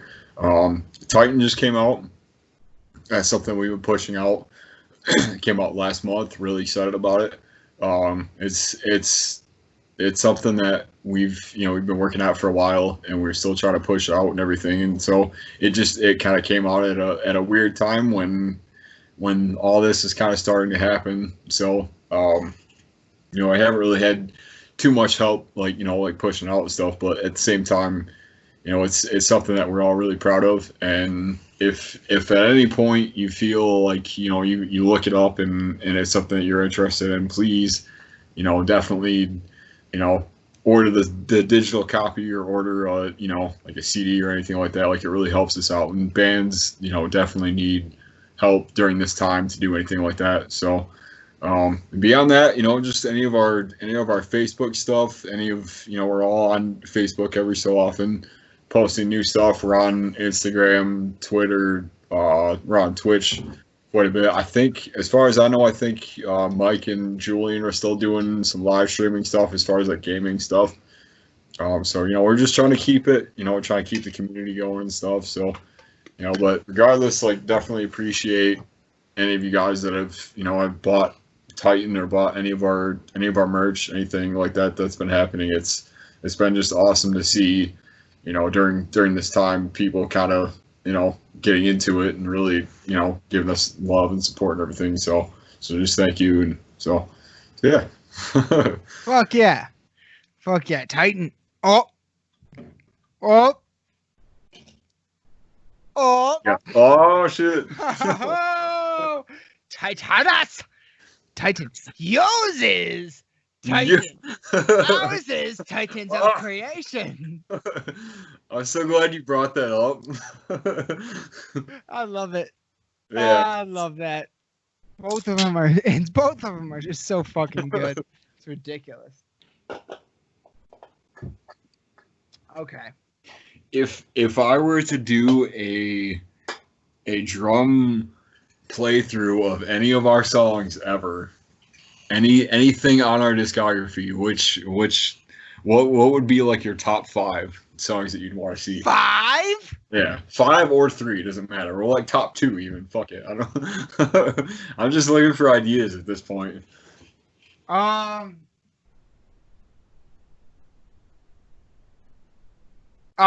Fuck it. Well, Black and Skies would definitely be on that list.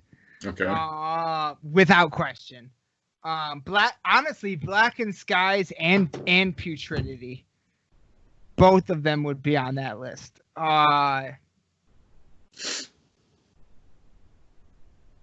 Wait, are you referring to your discography or Bog Race discography?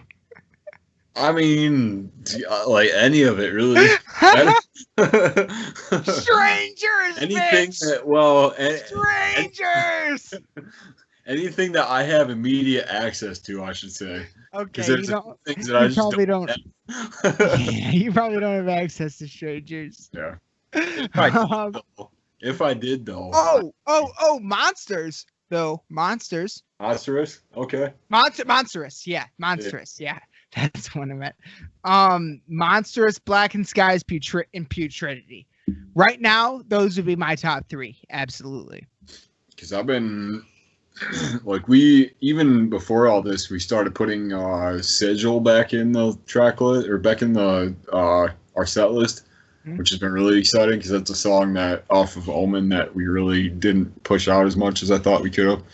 And that song, like, I've been practicing that one, and like that just, yeah. Titan. Oh yeah. The sigil in itself, in a way. Oh yeah. Yeah. I need to get one of your flags. Oh yeah. Yeah. I feel like one of bad. us needs to, because I want to see what it looks like. Me too. It's fucked up that neither. You're the fucking drummer. You don't even have one. What the fuck? Dude, I've been like back and forth about ordering either the slip-ons or like the bathrobe. With all hail art on it. I want the bathrobe. Yeah. I want the bathrobe. I want to be wrapped in that shit. Yeah. What other chance you gonna get at like putting your own band's artwork on a bathrobe? I guess. Dude, if I could get lost in the dark on a bathrobe, I'd fucking have that shit. Are you kidding me? Be awesome. All right. God damn it, you made me laugh. Now. All right. Real quick. All right. No. not real quick. We're just gonna get into it. So we've talked about it sort of on the last podcast about how StubHub. All right, we're getting into this conversation now. All right. Oh, get ready. StubHub stopped offering refunds for postponed or canceled concerts. We talked about how that's bullshit. But at the same time, hey, guess what? If you bought a ticket from StubHub, go fuck yourself to begin with. That's a scalping website. That is a website that is legalized scalping somehow.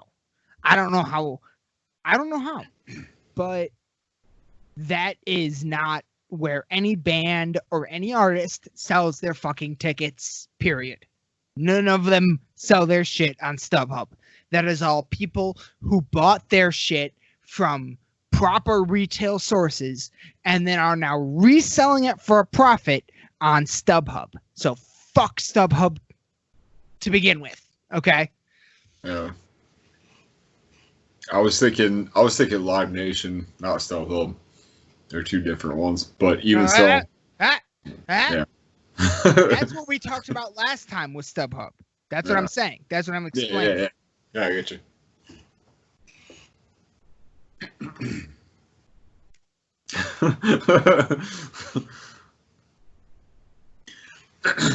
I guess to preface this with, if you haven't been paying attention to this kind of thing, for one, it makes sense, but for another, like there's been some pretty big news as far as like ticket sales and concerts and stuff, even more just like past the like the scalping stuff and all that. So I see you're kind of like ready to go, so I'll let you explain this one. Let me out. Because it is bullshit, honestly. Like knowing what we know and knowing just like prior knowledge of this, like it's frustrating. Ticketmaster and Live Nation have been fucking over artists and everybody else for a while now, okay? And whether or not it's them, and if you follow this podcast, we don't know, okay? We're not in the industry. We don't know if it's entirely just Ticketmaster or if it's Ticketmaster and the venues, because I feel like a lot of the venues set a lot of the bullshit convenience prices and all that shit. Okay, so that's entirely possible as well. So it might not all be Ticketmaster, but Ticketmaster has been sued a number of times by the Canadian government and the United States government for hidden fees, where they like tack on extra bullshit convenience fees at the end of the transaction that they don't let you know about at the beginning of the transaction. So the lawsuits are about letting you know about those fees at the very beginning of the transaction, okay? So here's the situation right now. Here is where I go crazy. Okay? Like Ticketmaster, this is from Metal Injection, Blabbermouth. This is from all the metal news sites that I follow. Ticketmaster under fire for adjusting language regarding refund policies on canceled, postponed, and rescheduled events amid the coronavirus. Okay. That's where we start. Ticketing company Ticketmaster has drawn the ire of some music fans for recently adjusting the language on its website regarding refund policies, according to the New York Times. A few weeks ago, before the coronavirus outbreak forced the cancellation or postponements of many large events and public gatherings, it said people could get refunds if your event is postponed, rescheduled, or canceled. Now it lists only cancellations as a reason for getting money back.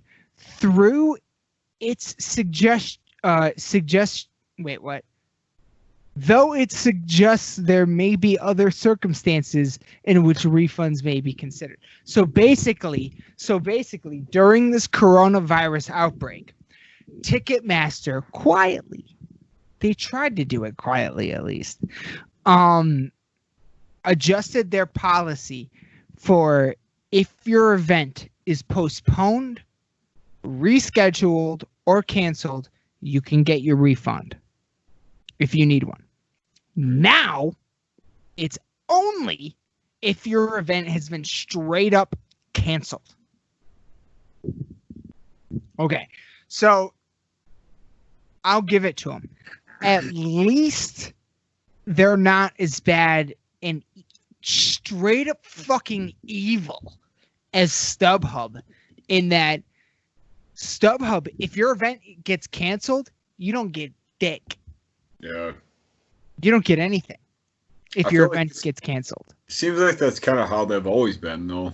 It's because it's an illegal fucking operation, and I don't even know how it exists. Yeah. To begin with. But at least Ticketmaster has done it so they fucking Ticketmaster at least makes it so if your event is canceled, you can still get a refund. But if it is postponed or rescheduled, you're shit out of luck. If it's postponed or rescheduled and you can't go because you have the fucking coronavirus, then you're fucked. You know what I mean? Like, yeah. And that's bullshit to me. Like, I because, I feel like that's just them trying to like save their own ass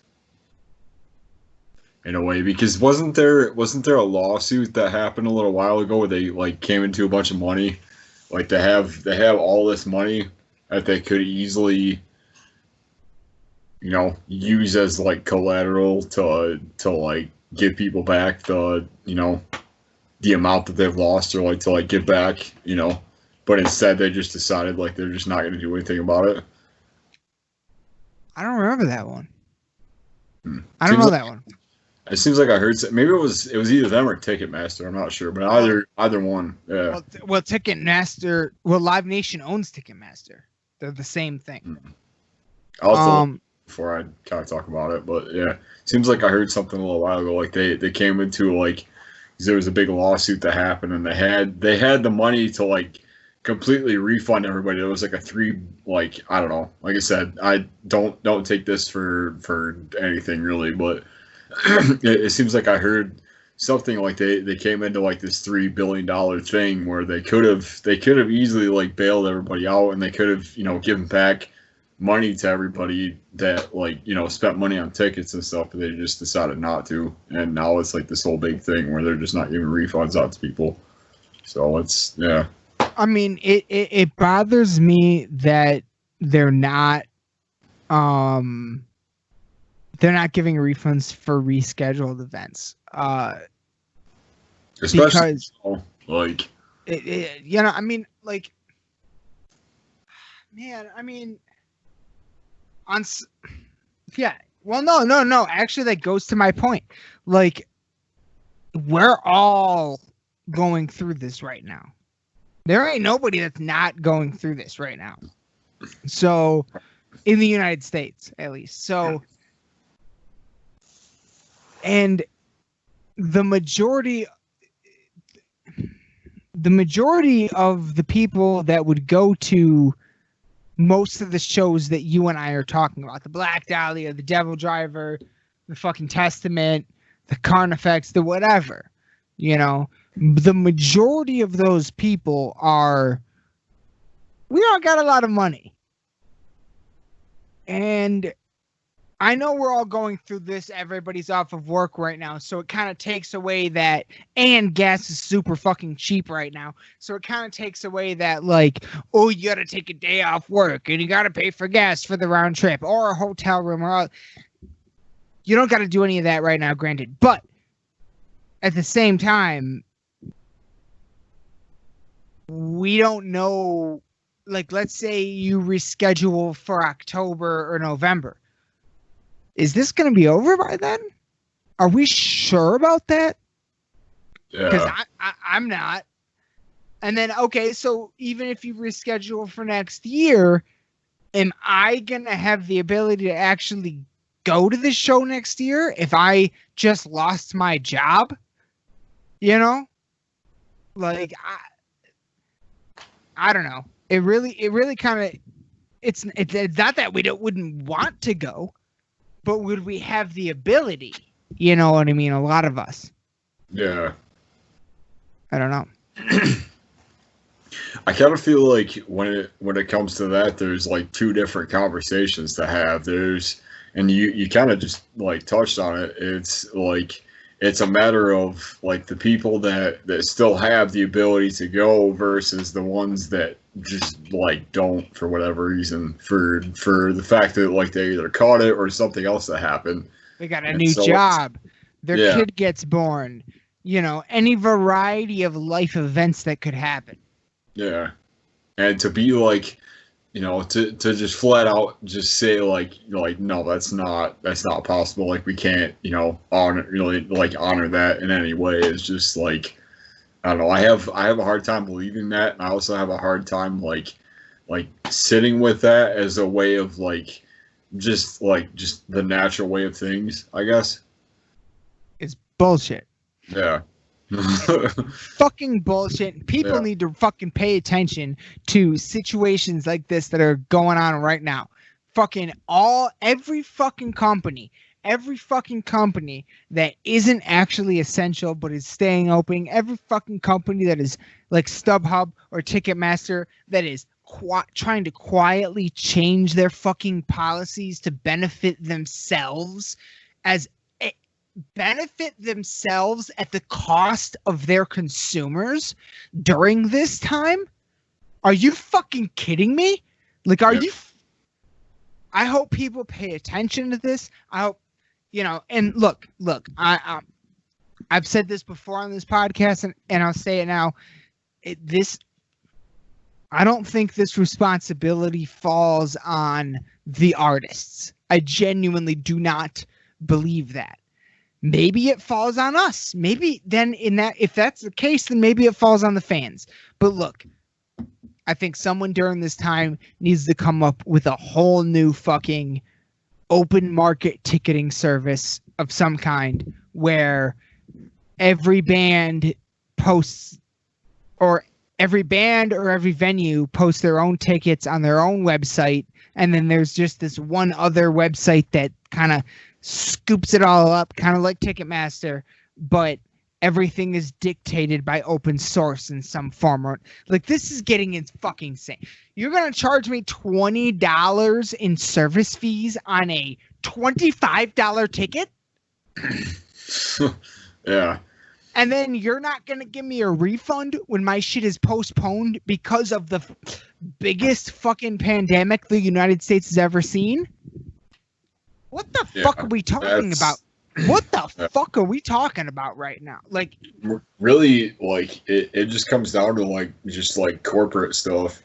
You know, it's a matter of them. Yeah, it's a matter of them not wanting to lose money because of this, and it seems like that's been a big topic of conversation as far as like how long things are closed down for and how long things are like it's all. You know, it's all a matter of just like corporate stuff, and it's a matter of like, you know, how do we still sustain money from this instead of like what makes the most sense for everybody else? Like it's a weird thing to have to like, you know, like fight over, I guess. Yeah, it's ridiculous. It's ridiculous that we're even having to talk about this during this fuck these fucking cocksuckers, motherfucker. Like, fuck these motherfuckers where they're fucking taking advantage and trying to fuck poor people like over like what jobs do we are considered poor people. You know what I'm saying?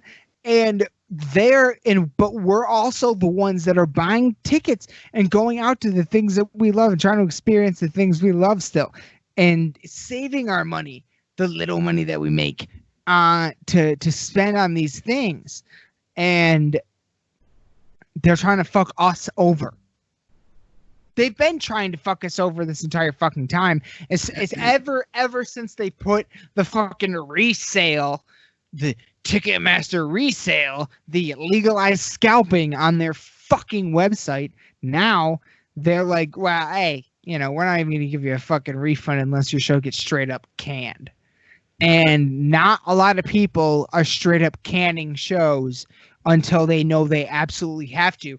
And you know what? I totally sympathize with that, because the second, like I read an article the other day that said, or earlier today even, I think maybe, that said that if the Poison Motley Crue, Def Leppard, Jonah Jett, Jonah Jett show, if that tour gets canceled, then they lose like $500,000. And can those bands really afford that right now? Hard no. It's like the one time in my life where I've ever seen, like, let's set aside the economic sort of thing. Like, let's just talk about like the artists and like the music and stuff right now. It's the only time that I've ever seen where it's not only is it hurting the ticket sellers, but it's also like, just like hurting the bands, because that's like, there's no real money to be made in selling albums. There's no real money to be, like, it's all in merch, it's all in ticket sales and stuff. And when you take that away from from a band, and when you take that away from just a collective group of people at one time, it's so hard to dig yourself out of that hole, because like you have to almost like reinvest in what you're losing to make back what you're what you're trying to like use to build your brand, to build your like these artists that are losing out on so much. It's like, it's just tough to even like make a penny on all this right now, other than just like independent merch sales. Really, like that's what a lot. I mean, I've seen a lot of bands have been doing that, like independent stuff and independent sales, and trying to like push merch out and doing like different streams and stuff to help out their revenue. Because for one, like like the whole like show market is just closed. Like there's nothing, nobody's playing any shows, nobody's really doing anything. So like, where do you go from there? And I feel like that's going to be the really interesting like outcome of all this, is seeing where we end up at the end of it, having had to have dealt with all of this, this turmoil and this like, this time where like it's just physically not possible for people to like be, to buy tickets, to sell tickets, to do all this. And like, I know we had a conversation about a little while ago, is like, what's the focus of what we're trying to sell and what we're trying to like do during all of this. And it's like, the whole focus is to sell the music, and not the merch, not the not anything that's like tangible that people can. It's weird, it's almost like it's flipped, like it's almost like merch and everything else has become so much more important than just like people coming out to shows and people just like supporting and stuff. Like there's different ways to like for people to support and everything. It's figuring out those ways to kind of keep things alive, rather than just depending on, oh well, we have like shows to play, we have like this like this just different thing. I feel like it's almost out of like desperation in a way, where you're kind of seeing bands like go to extremes where they wouldn't normally go to, because of what's happening, because of the fact that they're kind of seeing this like this disconnect between like the live shows and then the just like the everyday like kind of band stuff, like the content sort of stuff. So it's really interesting to see like how all like each of the bands like that, just how they all adapt to it and stuff, which is I don't know if I'd say it's as much. I don't know if I'd say it's as much like I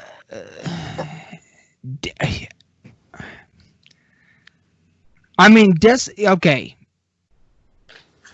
You could look at it as desperation in the sense that I guess maybe it's a strong word, but yeah. Yeah, like well, You know like what I mean. yeah, but like all of a sudden, a lot of the normal, sort of revenue streams have dried up, but because of that, they have all begun exploring other ones that exist. Mhm. You know what I mean? So, yeah, I guess, it's like whole I don't know. I guess I just don't know if desperation is quite the right word. Because they fucking Out of I guess urgency is rather the urgency. term I would have used. Yeah. That's perfect. Like because they, when so many of them had scheduled tours that are supposed to be happening right now, and they're all actively losing money every day that they don't play live. Like that's urgency for a band like the ones we listen to, like the fucking Dahlias and Devil Drivers and Carnifexes and fucking whatever. You know what I mean? Like these are not, these are bands that make a living off of playing their music. They are not rich. No. Same as Cannibal Corpse. Even a band as big as Cannibal Corpse, even a band as big as Lamb of God, they're not rich, bro. It's like at all. So for their shit to be, disrupted like this we might see a lot of venues, a lot of restaurants, and a lot of bands fold because of this, unless during this time they do adapt to, hopping on streaming, starting a podcast, fucking, I would, oh my God. How much would I love to hear a Scotty and Lewis or a Randy Bly or a fucking Mark Morton or a fucking Des Fafara, I don't know how to say his name, Trevor Sternad podcast. How much would I love to hear any of an Ozzy any of those podcasts, a Chuck Billy podcast? You know what I mean? Like anyone from the metal community, I'd love to hear any of their podcasts. Even if it's just a 30 episode thing during this thing that's happening right now, 30 to 100 episode thing during this, if that's all it is and it doesn't even continue after that, fine, I'm good with it. Give me 10 episodes for Christ's sake. You know what I mean? Yeah. Like just you talking. You don't even need a guest. Let me just hear you tell stories. That'd be cool enough. So, maybe we'll see some of that during this time, but it is, yeah, they are, we're not talking about, Metallica here. Metallica, Slipknot, they're going to be okay, but everybody else, I hope that they're able to sell enough merch and maybe even they're lucky enough to be on a maybe they're on their recording cycle right now, where right now they're just like writing and recording, and theoretically you don't have to, you can do that and then send it to the studio and the studio will do what it does to it. Theoretically, there are ways to do that in quarantine. Theoretically, through technology that we have right now, there are ways to make that happen. Yeah. So if you're lucky enough to be in that sort of situation, maybe this isn't hitting you as hard. But for all the bands that aren't, for the bands that were supposed to be touring like motherfuckers this year, like Dahlia, like Testament, like Hatebreed, like Lamb of God, some of our staples, some of our Devil Driver, some of Carnifex, some of our absolute fucking favorites, bro. Flesh God, possibly Dimmu, Cattle Decapitation. I mean, Slipknot, you know, all of them. Like, that, yeah. They're all gonna fucking, everyone in the community is gonna feel this one. But the metal community is unlike any other in that we come together in times of need more so than any other. And any other fucking musical subgenre. There is no debate about that. So, yeah. Yeah. Like, I've definitely seen, you know, within the last couple of weeks, you know, a lot of support for local bands, for local artists and stuff. And like I saw a post earlier that was really cool. It was Seth from Recorruptor that was talking about how he bought our newest EP and bought a bunch of like merch and stuff from other people and stuff. And it was cool to see that, like, that support, but it was also like, you know, that kind of like that post that was like, you know, like, support what you love so that it can stick around, you know. And I feel like that's really the most important thing is, like, if you love something and if you're seeing, you know, something, you know, or like, because I mean, at the end of the day, we're all in this one way or another, and to throw a little bit of money, you know, their way for anything from like just like merch sales to like CD sales to anything like that is so helpful. And it's just cool to see, like, you know, how much like a little bit of time has changed from like come to the show to like buy merch, because that's, you know, like we're at a time where it's kind of unknown right now. And so it's cool to see not only bands like having that as like the backbone, but also having it as, like, you know, a way to kind of like connect and be like, you know, like, this is, if, you know, like, there's a good chance that if this doesn't happen, that like we won't be around or we won't be able to like do what we're doing and stuff, which is crazy to think about right now. And so I feel like there's a lot of people that are kind of seeing that and taking that as like, well, shit, like, maybe I should, you know, buy a shirt or buy, you know, like you know, just anything really. So absolutely. This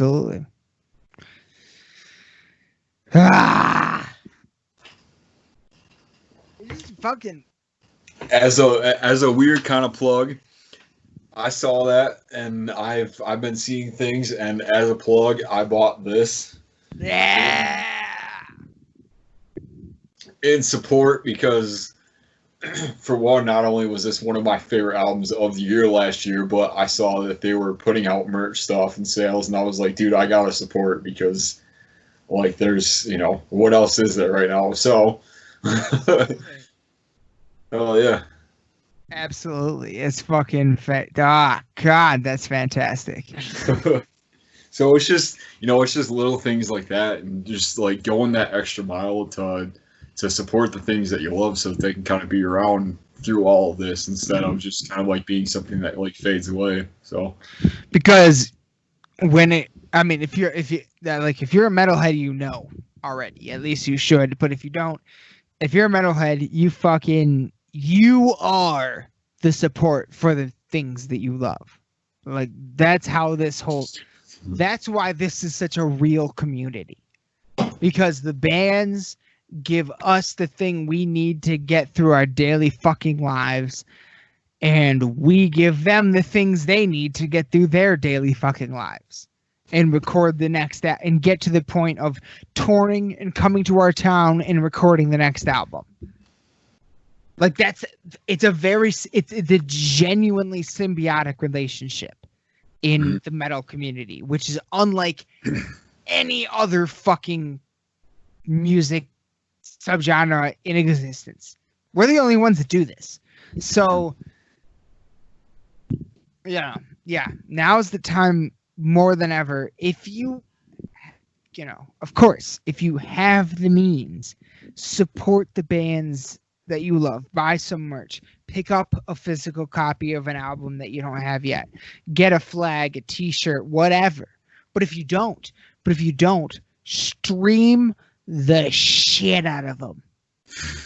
Stream the shit out of them. Play them 50,000 times on YouTube, Spotify, whatever the fuck you're on. Like, just stream the shit out of them. And because that helps them too. That helps them too. So if you don't even have the means to get some merch, fine. A lot of people are having a hard time right now. A lot of people are out of work. But you can still stream on YouTube, on Spotify, whatever. Just play that shit that you love. That's all you gotta do. Just play the shit that you love. So, at the very least, we got that. And I hope, I hope nothing but the best. I definitely hope we come back to concerts sooner than a year from the fall. Yeah. I saw something that said like May 2021, and I was like, oh god. I saw fall I saw fall 2021. Yeah. I saw fall 2021. Aaron.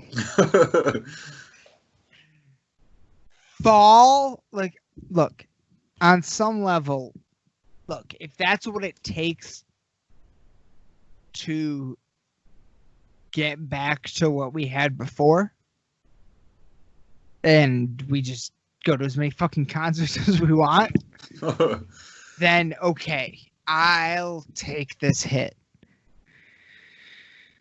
But man, give me just a second. Sorry.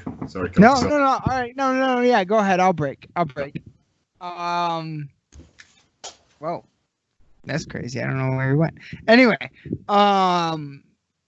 so shit, man. Yeah, we're like 2 hours and 16. God, I hope this works. Motherfucker, I hope this episode. I hope this episode works and gets posted.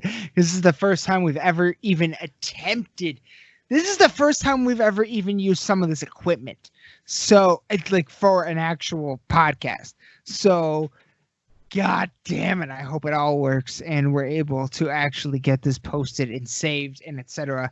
Because this has been outstanding. Podcasts like the last one. The last one I did with Jordan about the show Devs and about the age-old philosophical argument between determinism and free will. I hope, like, it's episode. I don't know why I said I hope right there. It's episodes like that, and it's episodes like this right here, where we're talking about what's going on and heavy metal and all the things we love. These episodes like these are the reasons why I decided to start doing fucking podcasts to begin with.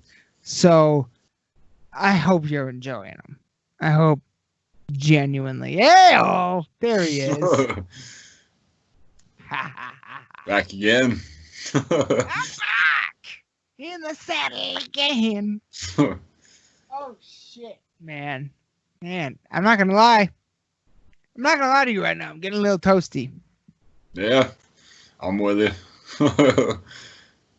I will say, like, it's weird that, I mean, I guess to kind of like maybe it's the last thing I'll say about what we were talking about, but just the fact that, like, it's weird that the whole market has kind of shifted, because like for a while it was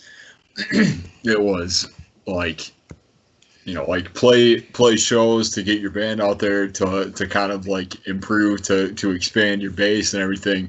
And it went from that to now it's like, stream to getting, to get in touch with your, with people that are following you, to, do all, like, to get ahead of, like, like supporting and stuff and everything. Like, it's cool to see the way that most people and most bands have adapted to the changes and everything. And I feel like that's kind of the secret is you either adapt to what's happening and you take that, you know, the time to kind of learn what's going on, or you just kind of like, you know, you wait until it all kind of comes back around again and hope that it's, you know, it goes in your favor, really. But like, I feel like the bands that I feel like are going to be the best and like that are going to come out on top of this are going to be the ones that really took advantage of what's going on. And so, yeah, but at the same time, you know, like we said earlier, I mean, and you know, I watched, shit.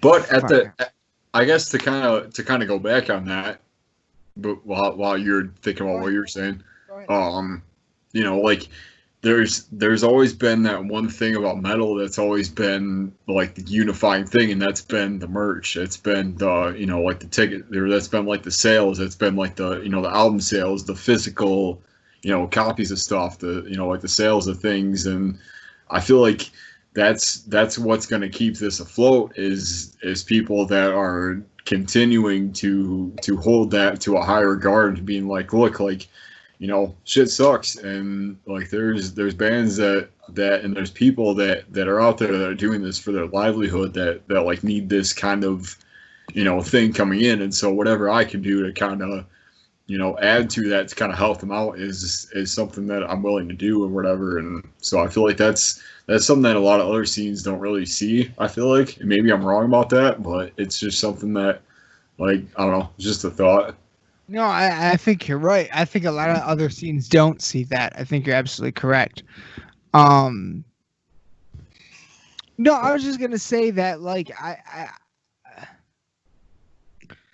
don't think it's necessarily, though, like we were saying earlier, like if a band, let's say a band just straight up goes like dark during this time, outside of maybe like a simple post where they're like, hey, we hope everyone's doing well. We're trying to stay well, and we love you all. We'll be back soon, kind of a thing. If they just make a post like that, and that's all that we hear from them during this time, I don't necessarily think that's you know, that shouldn't be held against them either, because, you know, maybe they're not feeling very creative.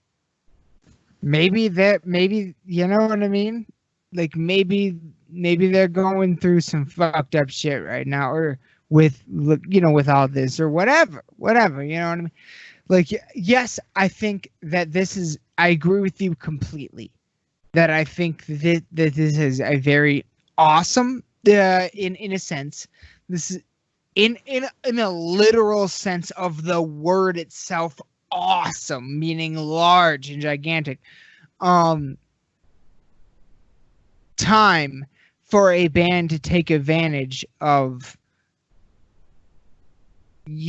other avenues, like live streaming, like you guys have already been doing with the live streaming of just playthroughs and practices and things like that brilliantly. You guys have been doing an excellent job of that. Thanks, man. I think this is a great opportunity for bands to take advantage of that, and possibly even writing new material and recording or whatever. But also, if you're the, you know, if you're the main lyric writer of a band and you're going through some shit right now and you don't particularly feel inspired by the fucking coronavirus, I don't blame you either. Yeah. You know what I mean? If you don't feel inspired to write anything by this situation, because ultimately that's what you should be, is inspired. If you want to write something, you should be inspired. So therefore, if you're not writing anything during this time, you don't feel very inspired during this time, I don't fucking blame you. Like, this is weird and rough and not comfortable for anyone. Yeah. Like, I don't know. So I agree with you in that if you have the ability and you do feel that way to where you're like, yeah, let's fucking get on that fucking Twitch shit and start a podcast and get a YouTube channel. Well, most have YouTube channels, but do other stuff on a YouTube channel or whatever. Fuck yeah. And me as a fan, I'm gonna fucking eat that shit up. But if you don't, I'm not gonna fault you either. You know what I mean? Mm. I'm not mad at anyone for not doing it either. Yeah. So it's interesting to me that like the few artists that I have seen that have kind of like taken advantage and have kind of almost capitalized on this, you know, this have either already released things or are still working on things that will like potentially be about this. But kind of like to what you're saying, like, yeah, you know, it's like there's nothing wrong with just feeling it. You know, there's nothing wrong with just like accepting it as it is and just trying to, you know, like just live through it. And maybe that's the inspiration. Like maybe that's, you know, that's exactly what I was gonna say. Maybe you don't get that thing that you're gonna write that song about until the end of all this. Mm. Yeah, I mean it's something I feel like we always talk about as far as like, you know, you never know what you're in until you're in it. Like you never know that you're in this period of like turmoil until it's over. I mean, or like the famous quote from The Office, I wish there was a way to know you were in the good old days before you left them. Yeah. Exactly, yeah. Like I feel like that's kind of what we're all going through right now, is just trying to, but definitely not to say that we're in the good old days or anything like that. But right, yeah. But the fact that nobody knows what we're in right now. So in a sense, it's a time, in that sense at least, maybe I'm not looking at it in the right way, but in that sense at least, it's a time to make this, if you can, to make this whatever you want it to be. You know? Yeah. Make these whatever the days you want them to be. I know some people that are taking full advantage of all this and making the best of their situations. So, you know, and that's a good thing. I think that's a good thing. I feel like it's weird that we almost talk about this like almost as if it already happened in a way. Like in past episodes and stuff, like we talked about, like, you know, like the golden age of this, or like, you know, like we're in this era of like, you know, like the best of the best, like the best things are happening and stuff, and then all of a sudden this happens and it completely changes the course of just like, you know, of focus really of just anything. And it's interesting to see, like, you know, how people are adapting to it, as well as just how, you know, how it's all kind of like playing out and stuff. And so I feel like in time we're gonna probably look back at this as a really trying time, and as a time where things got pretty interesting, and like it's hard to even really say, looking back at it, what it's gonna be like. But it's just kind of crazy to even think about, like, just that whole mindset of things. Yeah. No, it's pretty much impossible to. No, it's totally fucking absolutely impossible to look back on this right now because we're not through it yet. So, yeah. But I mean, you know, I don't know. Yeah. Just, ultimately, that's what it is nobody knows. But I hope everyone's just doing the best they can and staying as safe as they can, for sure. Yeah. But you know, I mean, fucking A. To be totally honest, I'm the Ticketmaster thing was kind of the last thing on my list to talk about. You got anything else? And what the fuck have you been? Did we already go over this? What have you been listening to or watching lately or anything? We kind of did a little bit, but I was gonna kind of go back into that. Okay. Since we were talking about it a little bit to kind of get off of this topic, because playing, and including video games or anything like. Yeah. Honestly, I've been really into The Witcher lately. You ever played The Witcher? Oh, no, I've never played it, but I've watched it on Netflix. Yeah, dude, it's sick. Like it was good on Netflix. Yeah, I would say because it took a little bit of learning to figure out like what the hell is even going on because there's so much backstory to it. But like, yeah, I had it downloaded for the longest time. And then I like undownloaded it and then re-downloaded it because I was like, whatever. Like, I got all this time. Like, I may as well dive into something. Yeah. So like that's been taking up a lot of my attention. I've been playing a lot of Warzone, a lot of Call of Duty lately. A lot of Doom Eternal, which has been really sick. Yeah. I got this with the pre-order for the first game, the 2016 game. Hold that up proper. Hold that up. Let me see that full thing.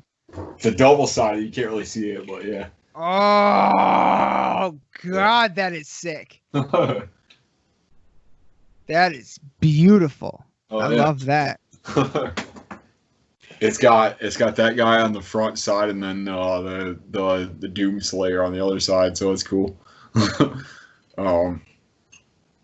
Beyond that, a lot of hardcore still. A lot of I've been trying to play a couple hours a day, if not like every other day, just to give myself something, just to give my limbs something to do, just to kind of keep active with everything. I'm really hoping to make some general like playthrough videos on all this stuff because I think and it's something I've been talking about for a while and hopefully it's something that I kind of put together. I'm still trying to figure out like the best way to do it because like I can figure out like song recording stuff and like how to do all that stuff, but when it comes to video, I have I'm still trying to figure out like what the best way to do a drum cover or like a drum like angles and all this stuff. Like it's just I don't know. I guess I'm weird about specifics, but that's something I've been working on. And as far as like, I mean, a place to start that might get a lot of hits is like if by before the end of next week, you posted a cover of a track off of, Mr. Verminous here. I'm just saying that might be a starting pad for you. Yeah, either that or I would listen to that shit. I've been going back and forth. I thought about putting doing like a full album stream playthrough of Meyer because I was playing through some of those songs the other day and I was like, this whole thing is sick. Like I love this EP. No, yeah, any of that stuff, Meyer, Omen, Titan, whatever, fucking any of that stuff would be amazing.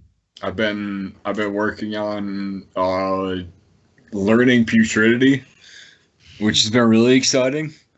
So hopefully I can get that out. Hopefully I can have something like, yeah, dude, it's such a fun song to play because it's like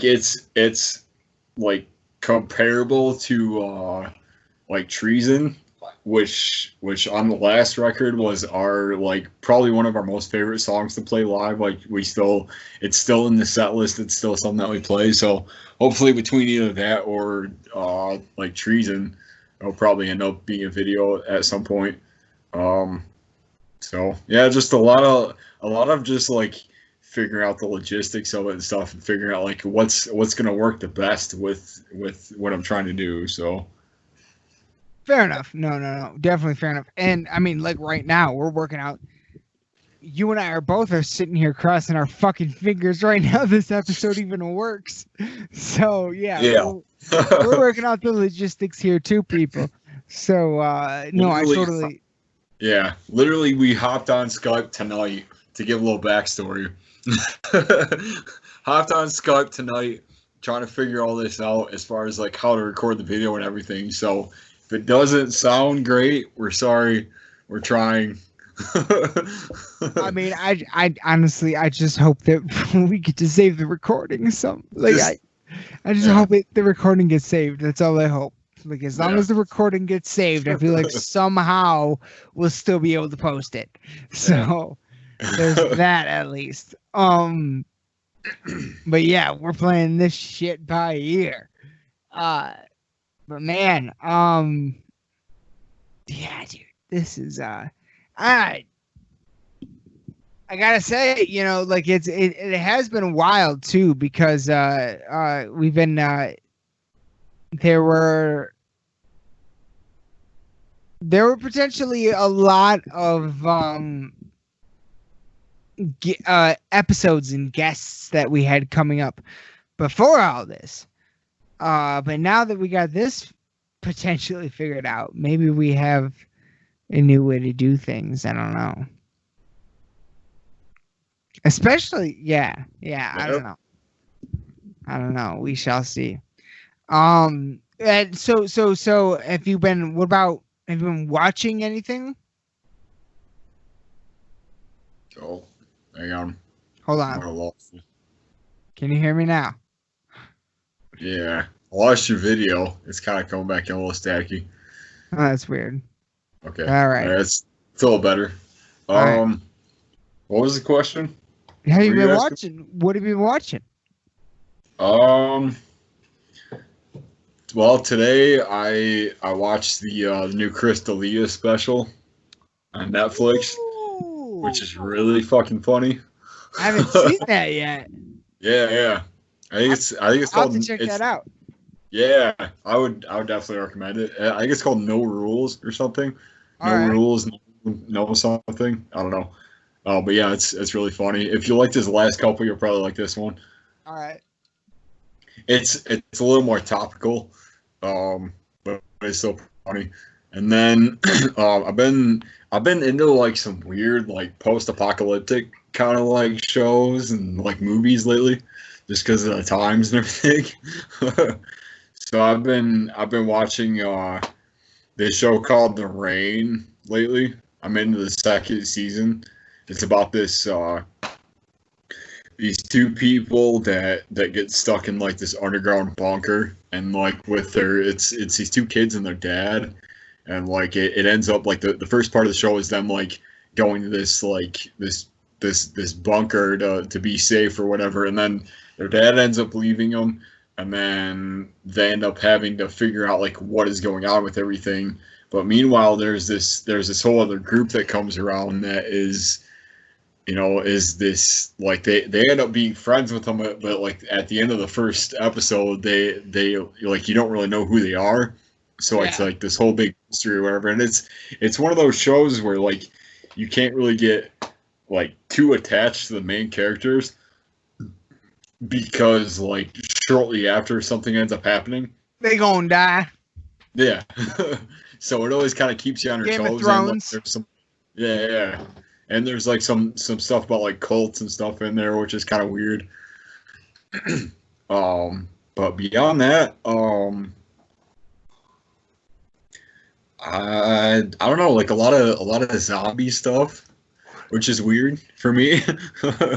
Like I used to be really into it when it was like when like The Walking Dead was going. I was something I was into, but now I'm kind of looking more so into like what was that one show I was watching? I think I started The Last of Us again recently, which is a game that's been out for a while. Yeah. So I've kind of been everywhere really. So. Oh yeah. Well, that's not bad. Yeah. Pretty What cool. about you? um, By the way, your video is kind of breaking up a little bit. It's kind of slugging. I mean, everything's all good on my side, so hopefully it just stays that way. Yeah. How's my audio? How's my audio? It sounds good. So Okay. just keep going. All It right. usually sorts itself out. So I'll just let you know on my Fair end. enough. That's good. So no, yeah, shit, whatever. Better Call Saul, the new season of Better Call Saul. We've been watching that. It's really good. I told you about the show Devs. Yep. Yeah. Fuck, what else? Yeah, I mean, honestly, not much else. We've been watching some movies. I think we've already talked about like the Birds of Prey. We watched that. We watched The Gentleman. We watched Knives Out. We watched. Have you seen Tiger King yet? Yes. I feel like that is something we need to talk about. To be honest with you, I have seen Tiger King, and I kind of feel like it's only a big deal because everybody's in fucking quarantine.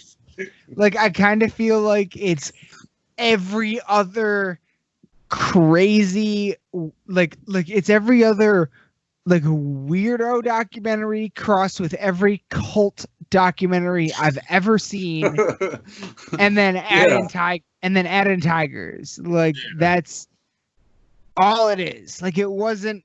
I wasn't like, oh my god, from any of it. I was like, yeah, of course.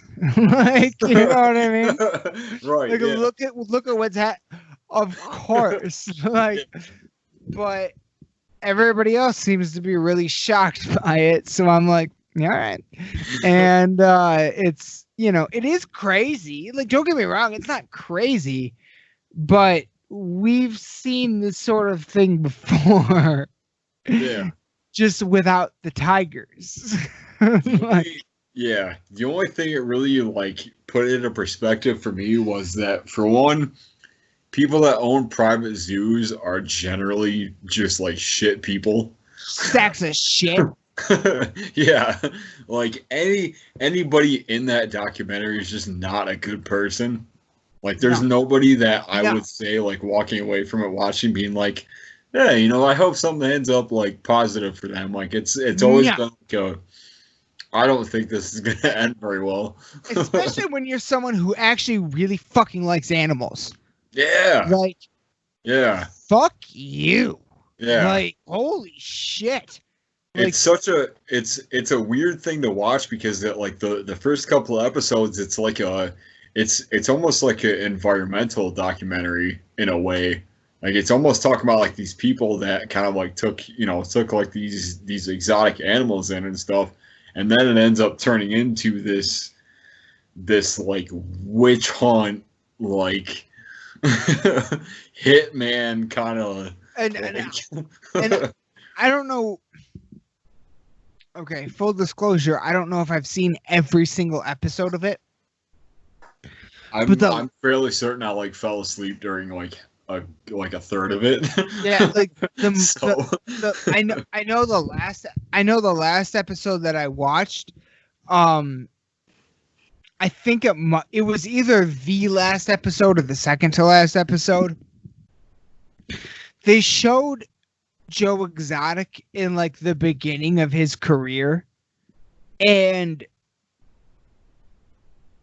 like when they showed those videos, I was like, yeah, there was a point in time where this guy was genuinely working for the conservation. Like he genuinely cared, and he genuinely worked for the conservation of these animals. But then that obviously changed. And yeah, I don't think he should be in jail, but also I don't think that it really grosses me out that there are more tigers in captivity in the United States than there are in the wild. Tigers aren't supposed to be in the United States. Yeah. That grosses me out. That's not the way it should be. And if people actually cared about conservation of these animals, then that's not the way it would be. I mean, look, conservation of animals and all these things, it's a very hot button issue. There's a lot of ways you can go on it. But look, you and I, we live right here in Michigan, one of the biggest hunting states on earth. And you want to know where a massive majority of the money comes from to conserve our natural wildlife and our natural animals and our natural forests is from hunting. Yeah. From hunting licenses, and the money that gets spent on people coming here to hunt every year, that a massive fucking majority of that money, massive, goes to conservation of our natural wildlife and our natural resources and our national parks and our state parks and our state forests and our national forests and parks. It's an symbiotic relationship that we have cultivated here in Michigan.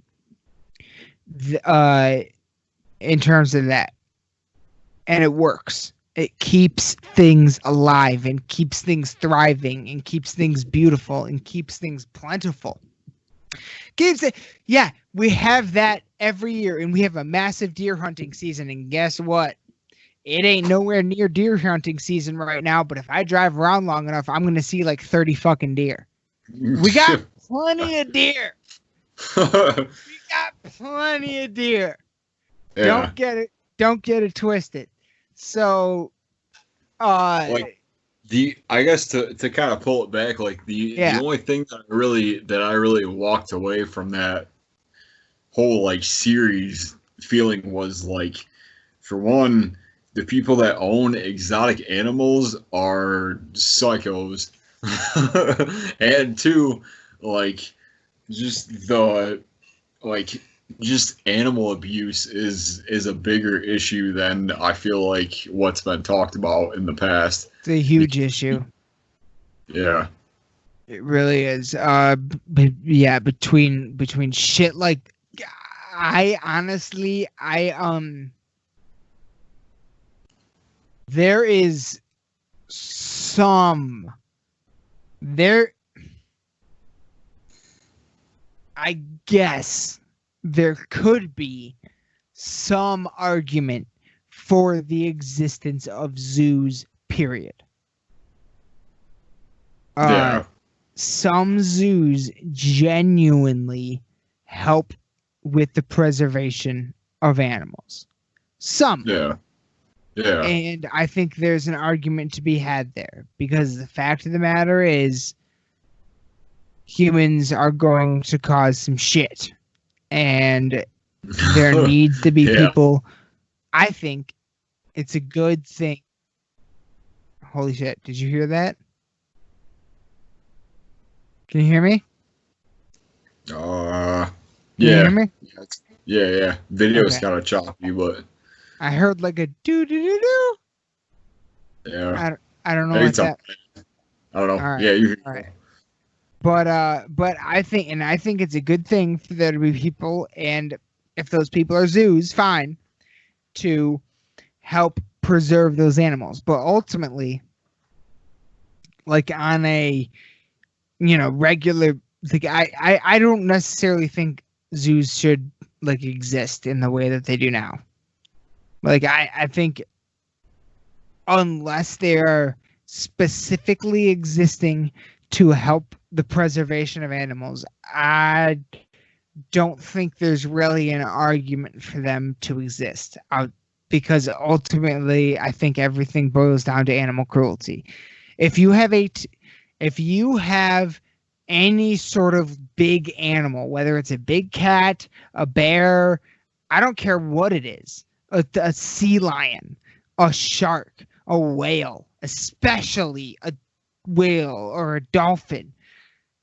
If you have any of those in I don't think there's any argument for those to be in captivity outside of breeding and release to help the population. Even I don't even know if that's how it works, but outside of helping the population, I don't think there's any argument to have them in captivity. And it kind of freaks me out. Yeah. The other thing about it is like all of these, and that's the other thing that I walked away with was like a lot of the people that do like the private zoo thing and the people that are like just in it to make money off of the animals, like they kind of like they almost take advantage of him because there was the one guy that people like there was rumors about that they heard like he euthanized them once they put him past the like the after they were playful cubs. Like once they were past their, I don't even know what the term is for it, but yeah, it's just like, like, and that's, I guess like the big takeaway was like, none of these people are really that good. Like nobody's really doing anything that's like positive environmentally. They're all just kind of like, And two things about that guy. That was the guy, I think in Florida. You know what? I'm not going to say what I think his name was in case I'm wrong. You know what? I will. I don't care. Maybe I think it was. Nah, I'm not going to say it. Because I don't want to be wrong. I know who you're talking about. Yeah, There was the guy. There was the guy that dressed like. What's that one brand? Come on. There was the one guy that always had a bandana and a baseball hat on.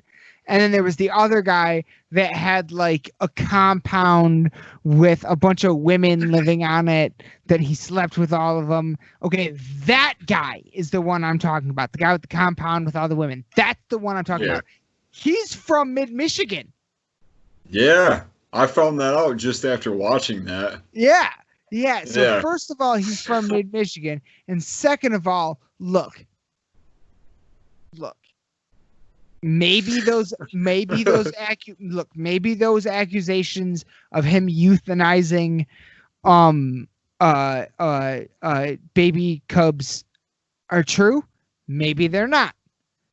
But even if they're not, you don't think that somewhere in the world that's happening? Even if the accusations against him are not true, that is happening somewhere in the world.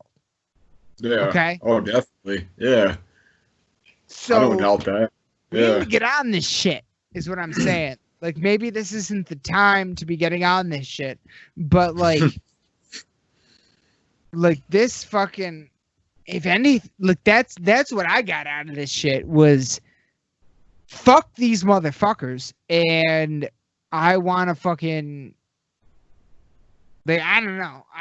I'm an animal guy. I like animals. And I don't like people fucking mistreating them. I don't like seeing tigers and lions and bears in cages unless it's to somehow benefit them in some, like, benefit their population or something in some way. Like, unless they were injured and they're being nursed back to health or something like that, then I'm okay. I'm good with that. But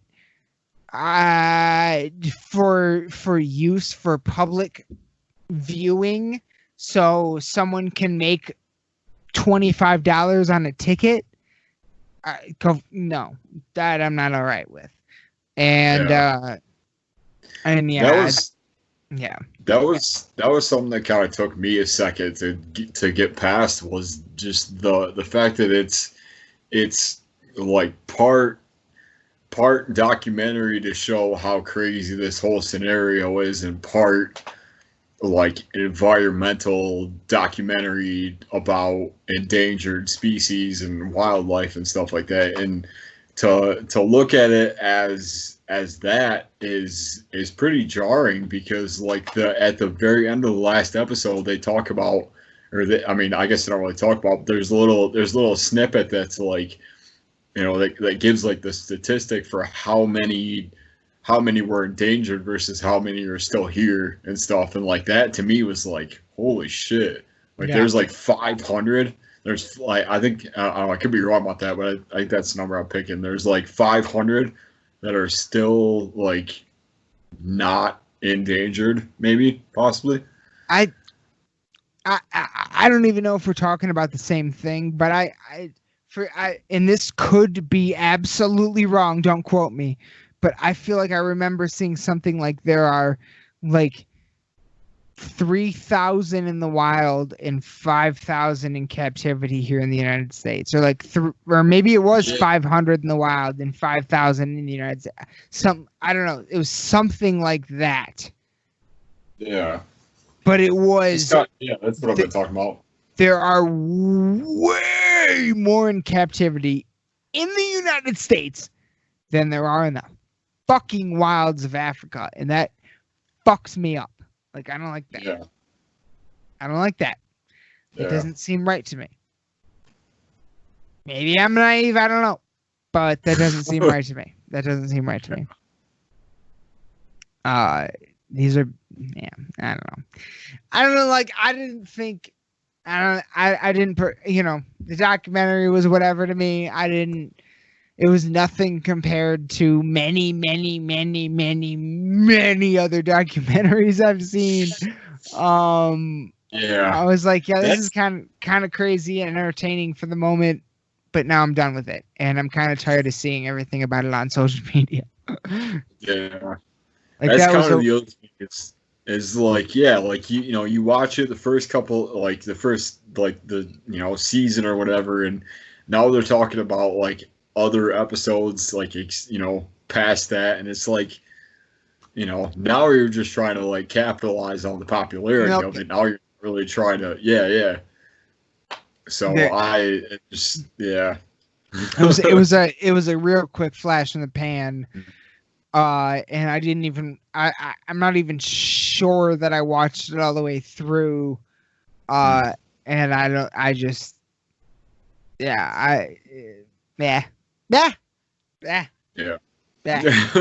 like, whatever. The only reason I bring it up is because, like, for one, it was topical for like the first 2 weeks. Oh, I'm glad you did. Anybody was talking about. Yeah. But also, like, it was, and like I kind of hit that same wall with it too, where it's like am I watching this because I want to, or am I watching this because I ain't got shit else going on and everybody else is watching it? Like, exactly. So, and I kind of feel like that's what a lot of people fell into. Yeah. Like, do I really care about this, or am I just like, do I really have nothing else going on? Right. So basically, I will say though, to kind of like bring this full circle, like the couple of things that have made me realize that, like, we're in kind of a different spot is that, like, for one, I mean, I've been technically unemployed for the last like 2 or 3 weeks. And like the only thing that I can think of that really like bothers me about it is the fact that, like, I miss the environment that was around at the time, because a lot of it had to do with, like, it was just like a fun, like, kind of like cool environment to be around and stuff. Like, nobody was really like any certain kind of way. It was just like it was just like kind of like fun and stuff. And now that that's kind of like taken away, and well, for one, there's still, because like we've had a couple of different calls about just about like the expansion and stuff that's going on, and like things that are happening that are still happening, and like I guess I'm thankful that I still have a job to come back to once all of this is done. But at the same time, just kind of feeling like I miss it a little bit. Like I miss the kind of like randomness that happened every day. you know, and Yeah. like maybe that's like, you know, watching these sort of things and like, you know, finding other things is sort of a way for me to kind of like fall back into that just like weird chaos in a way, if that makes sense. Yeah. Yeah. So I don't know. Like it's just weird, I guess. Like you know. No, I'm definitely having a really hard time finding any sort of rhythm or routine uh to, you know what I mean? Like, and it's hard. Um, yeah, like especially when you're used to going to a job, or like me, like I have a weird job where it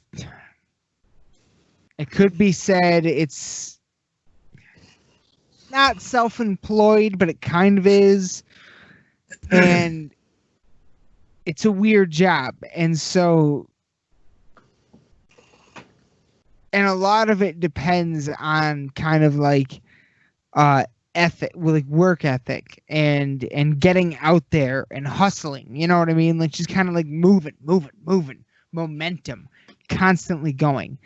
And when all of that is immediately cut off, when you no longer have the ability to continue to build that momentum, it can be very disheartening. But also, it's never a reflection is never a bad thing either. Like it's never a bad thing to build up a lot of momentum and then stop to like take a moment and reflect, make sure everything's going on the right track, and then we can continue. Mm-hmm. And I feel like that's, you know, hopefully that's what I'm at least attempting to take this time to do. And so far so good. But it like the first few weeks was all right, but now it's really starting to kick in, and I definitely don't necessarily feel like the end is near. I don't feel like we're going to be off this in April. I feel like it's very, very likely that this is going to go through the summer. So, yeah. I don't know. We'll see. But yeah, man, I don't know. I don't know. This is a crazy fucking time, man. What the fuck is happening right now? Like, yeah. I just hope that everyone's doing all right and like doing the best they can, and maybe hopefully if this does go through the summer, hopefully like we all kind of, you know, made adjustments during this time and are able to those of us at least that are out of work can, you know, make the adjustments to make very positive use of our time during this time. And those of us that are considered essential and still have to go to work, shout out to you motherfuckers. Like, goddamn. Oh yeah. I don't even know what to say. Like, that's what the fuck, man. Yeah.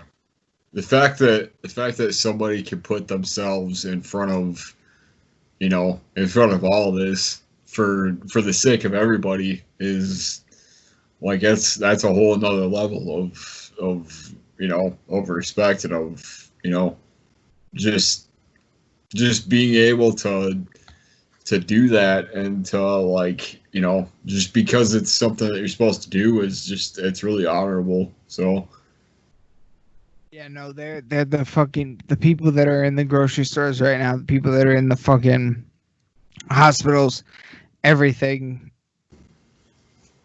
They are, you know, like we said earlier, kind of for people like you and I that were young and lived through 9/11. this really, now at this point, this really feels like a slow 9/11, and those people feel like the first responders. At least to me, that's how I feel about it. Yeah.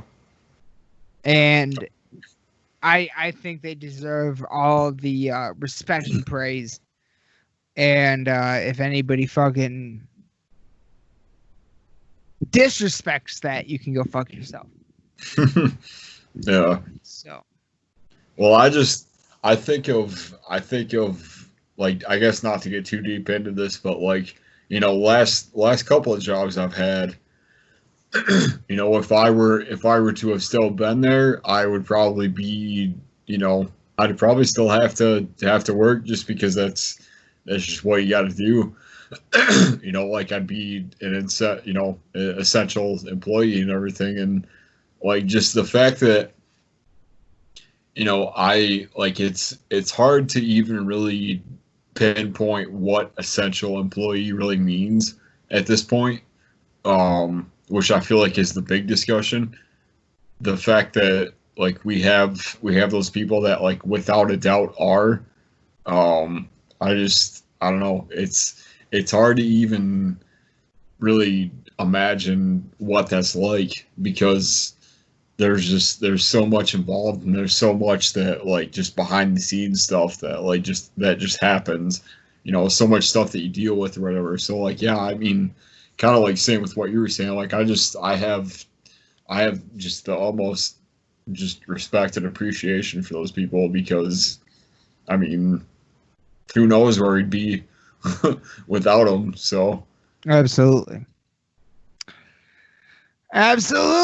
Well, I mean, man, I definitely feel like we have more to talk about. We've been going for 3 hours. Yeah, I know. I was just looking at the time stamp on the Skype call. It was like 4 hours. I was like, holy shit. This is what happens when it's the first time we've ever been on video. So oh yeah, we take it to the house. Jesus Christ. So I think we should probably wrap this one up. Yeah. No, I'm with it. You gotta.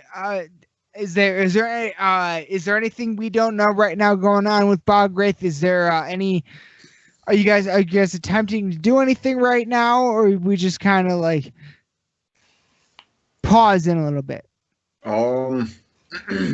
Right now, the overall feel of how things have been going is just to kind of, like, put out stuff when we can. Unfortunately, I would have liked for us to have, gotten together a little bit more, but unfortunately, like, just with the way things are, like, it's just not viable. So I would say at any point, definitely still check out, our Twitch channel. There's going to be, a lot of our backlog stuff that have been on there. If you're interested, I know Mike and Julian have been either playing certain things or have been streaming certain things on Twitch. So there's always an opportunity for us to, for you to catch us on there.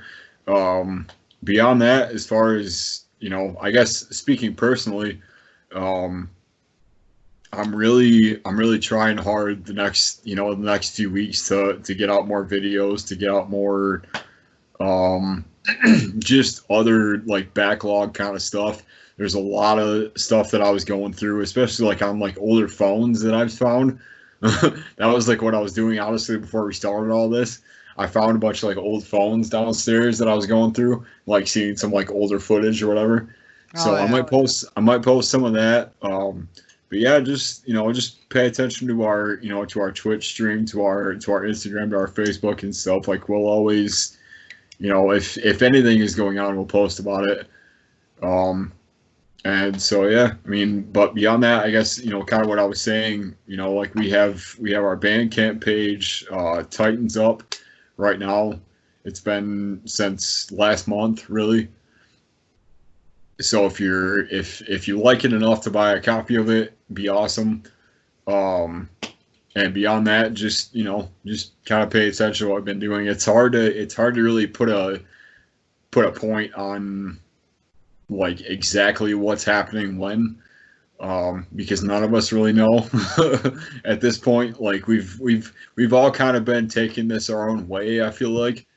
And like once we come back, we'll definitely resume the Twitch streaming. We'll resume the the live streaming stuff, and I'm really hoping to push out some live streams myself, either that or just YouTube videos, just kind of keeping things moving. So anything, just kind of like pay attention to all of it, really.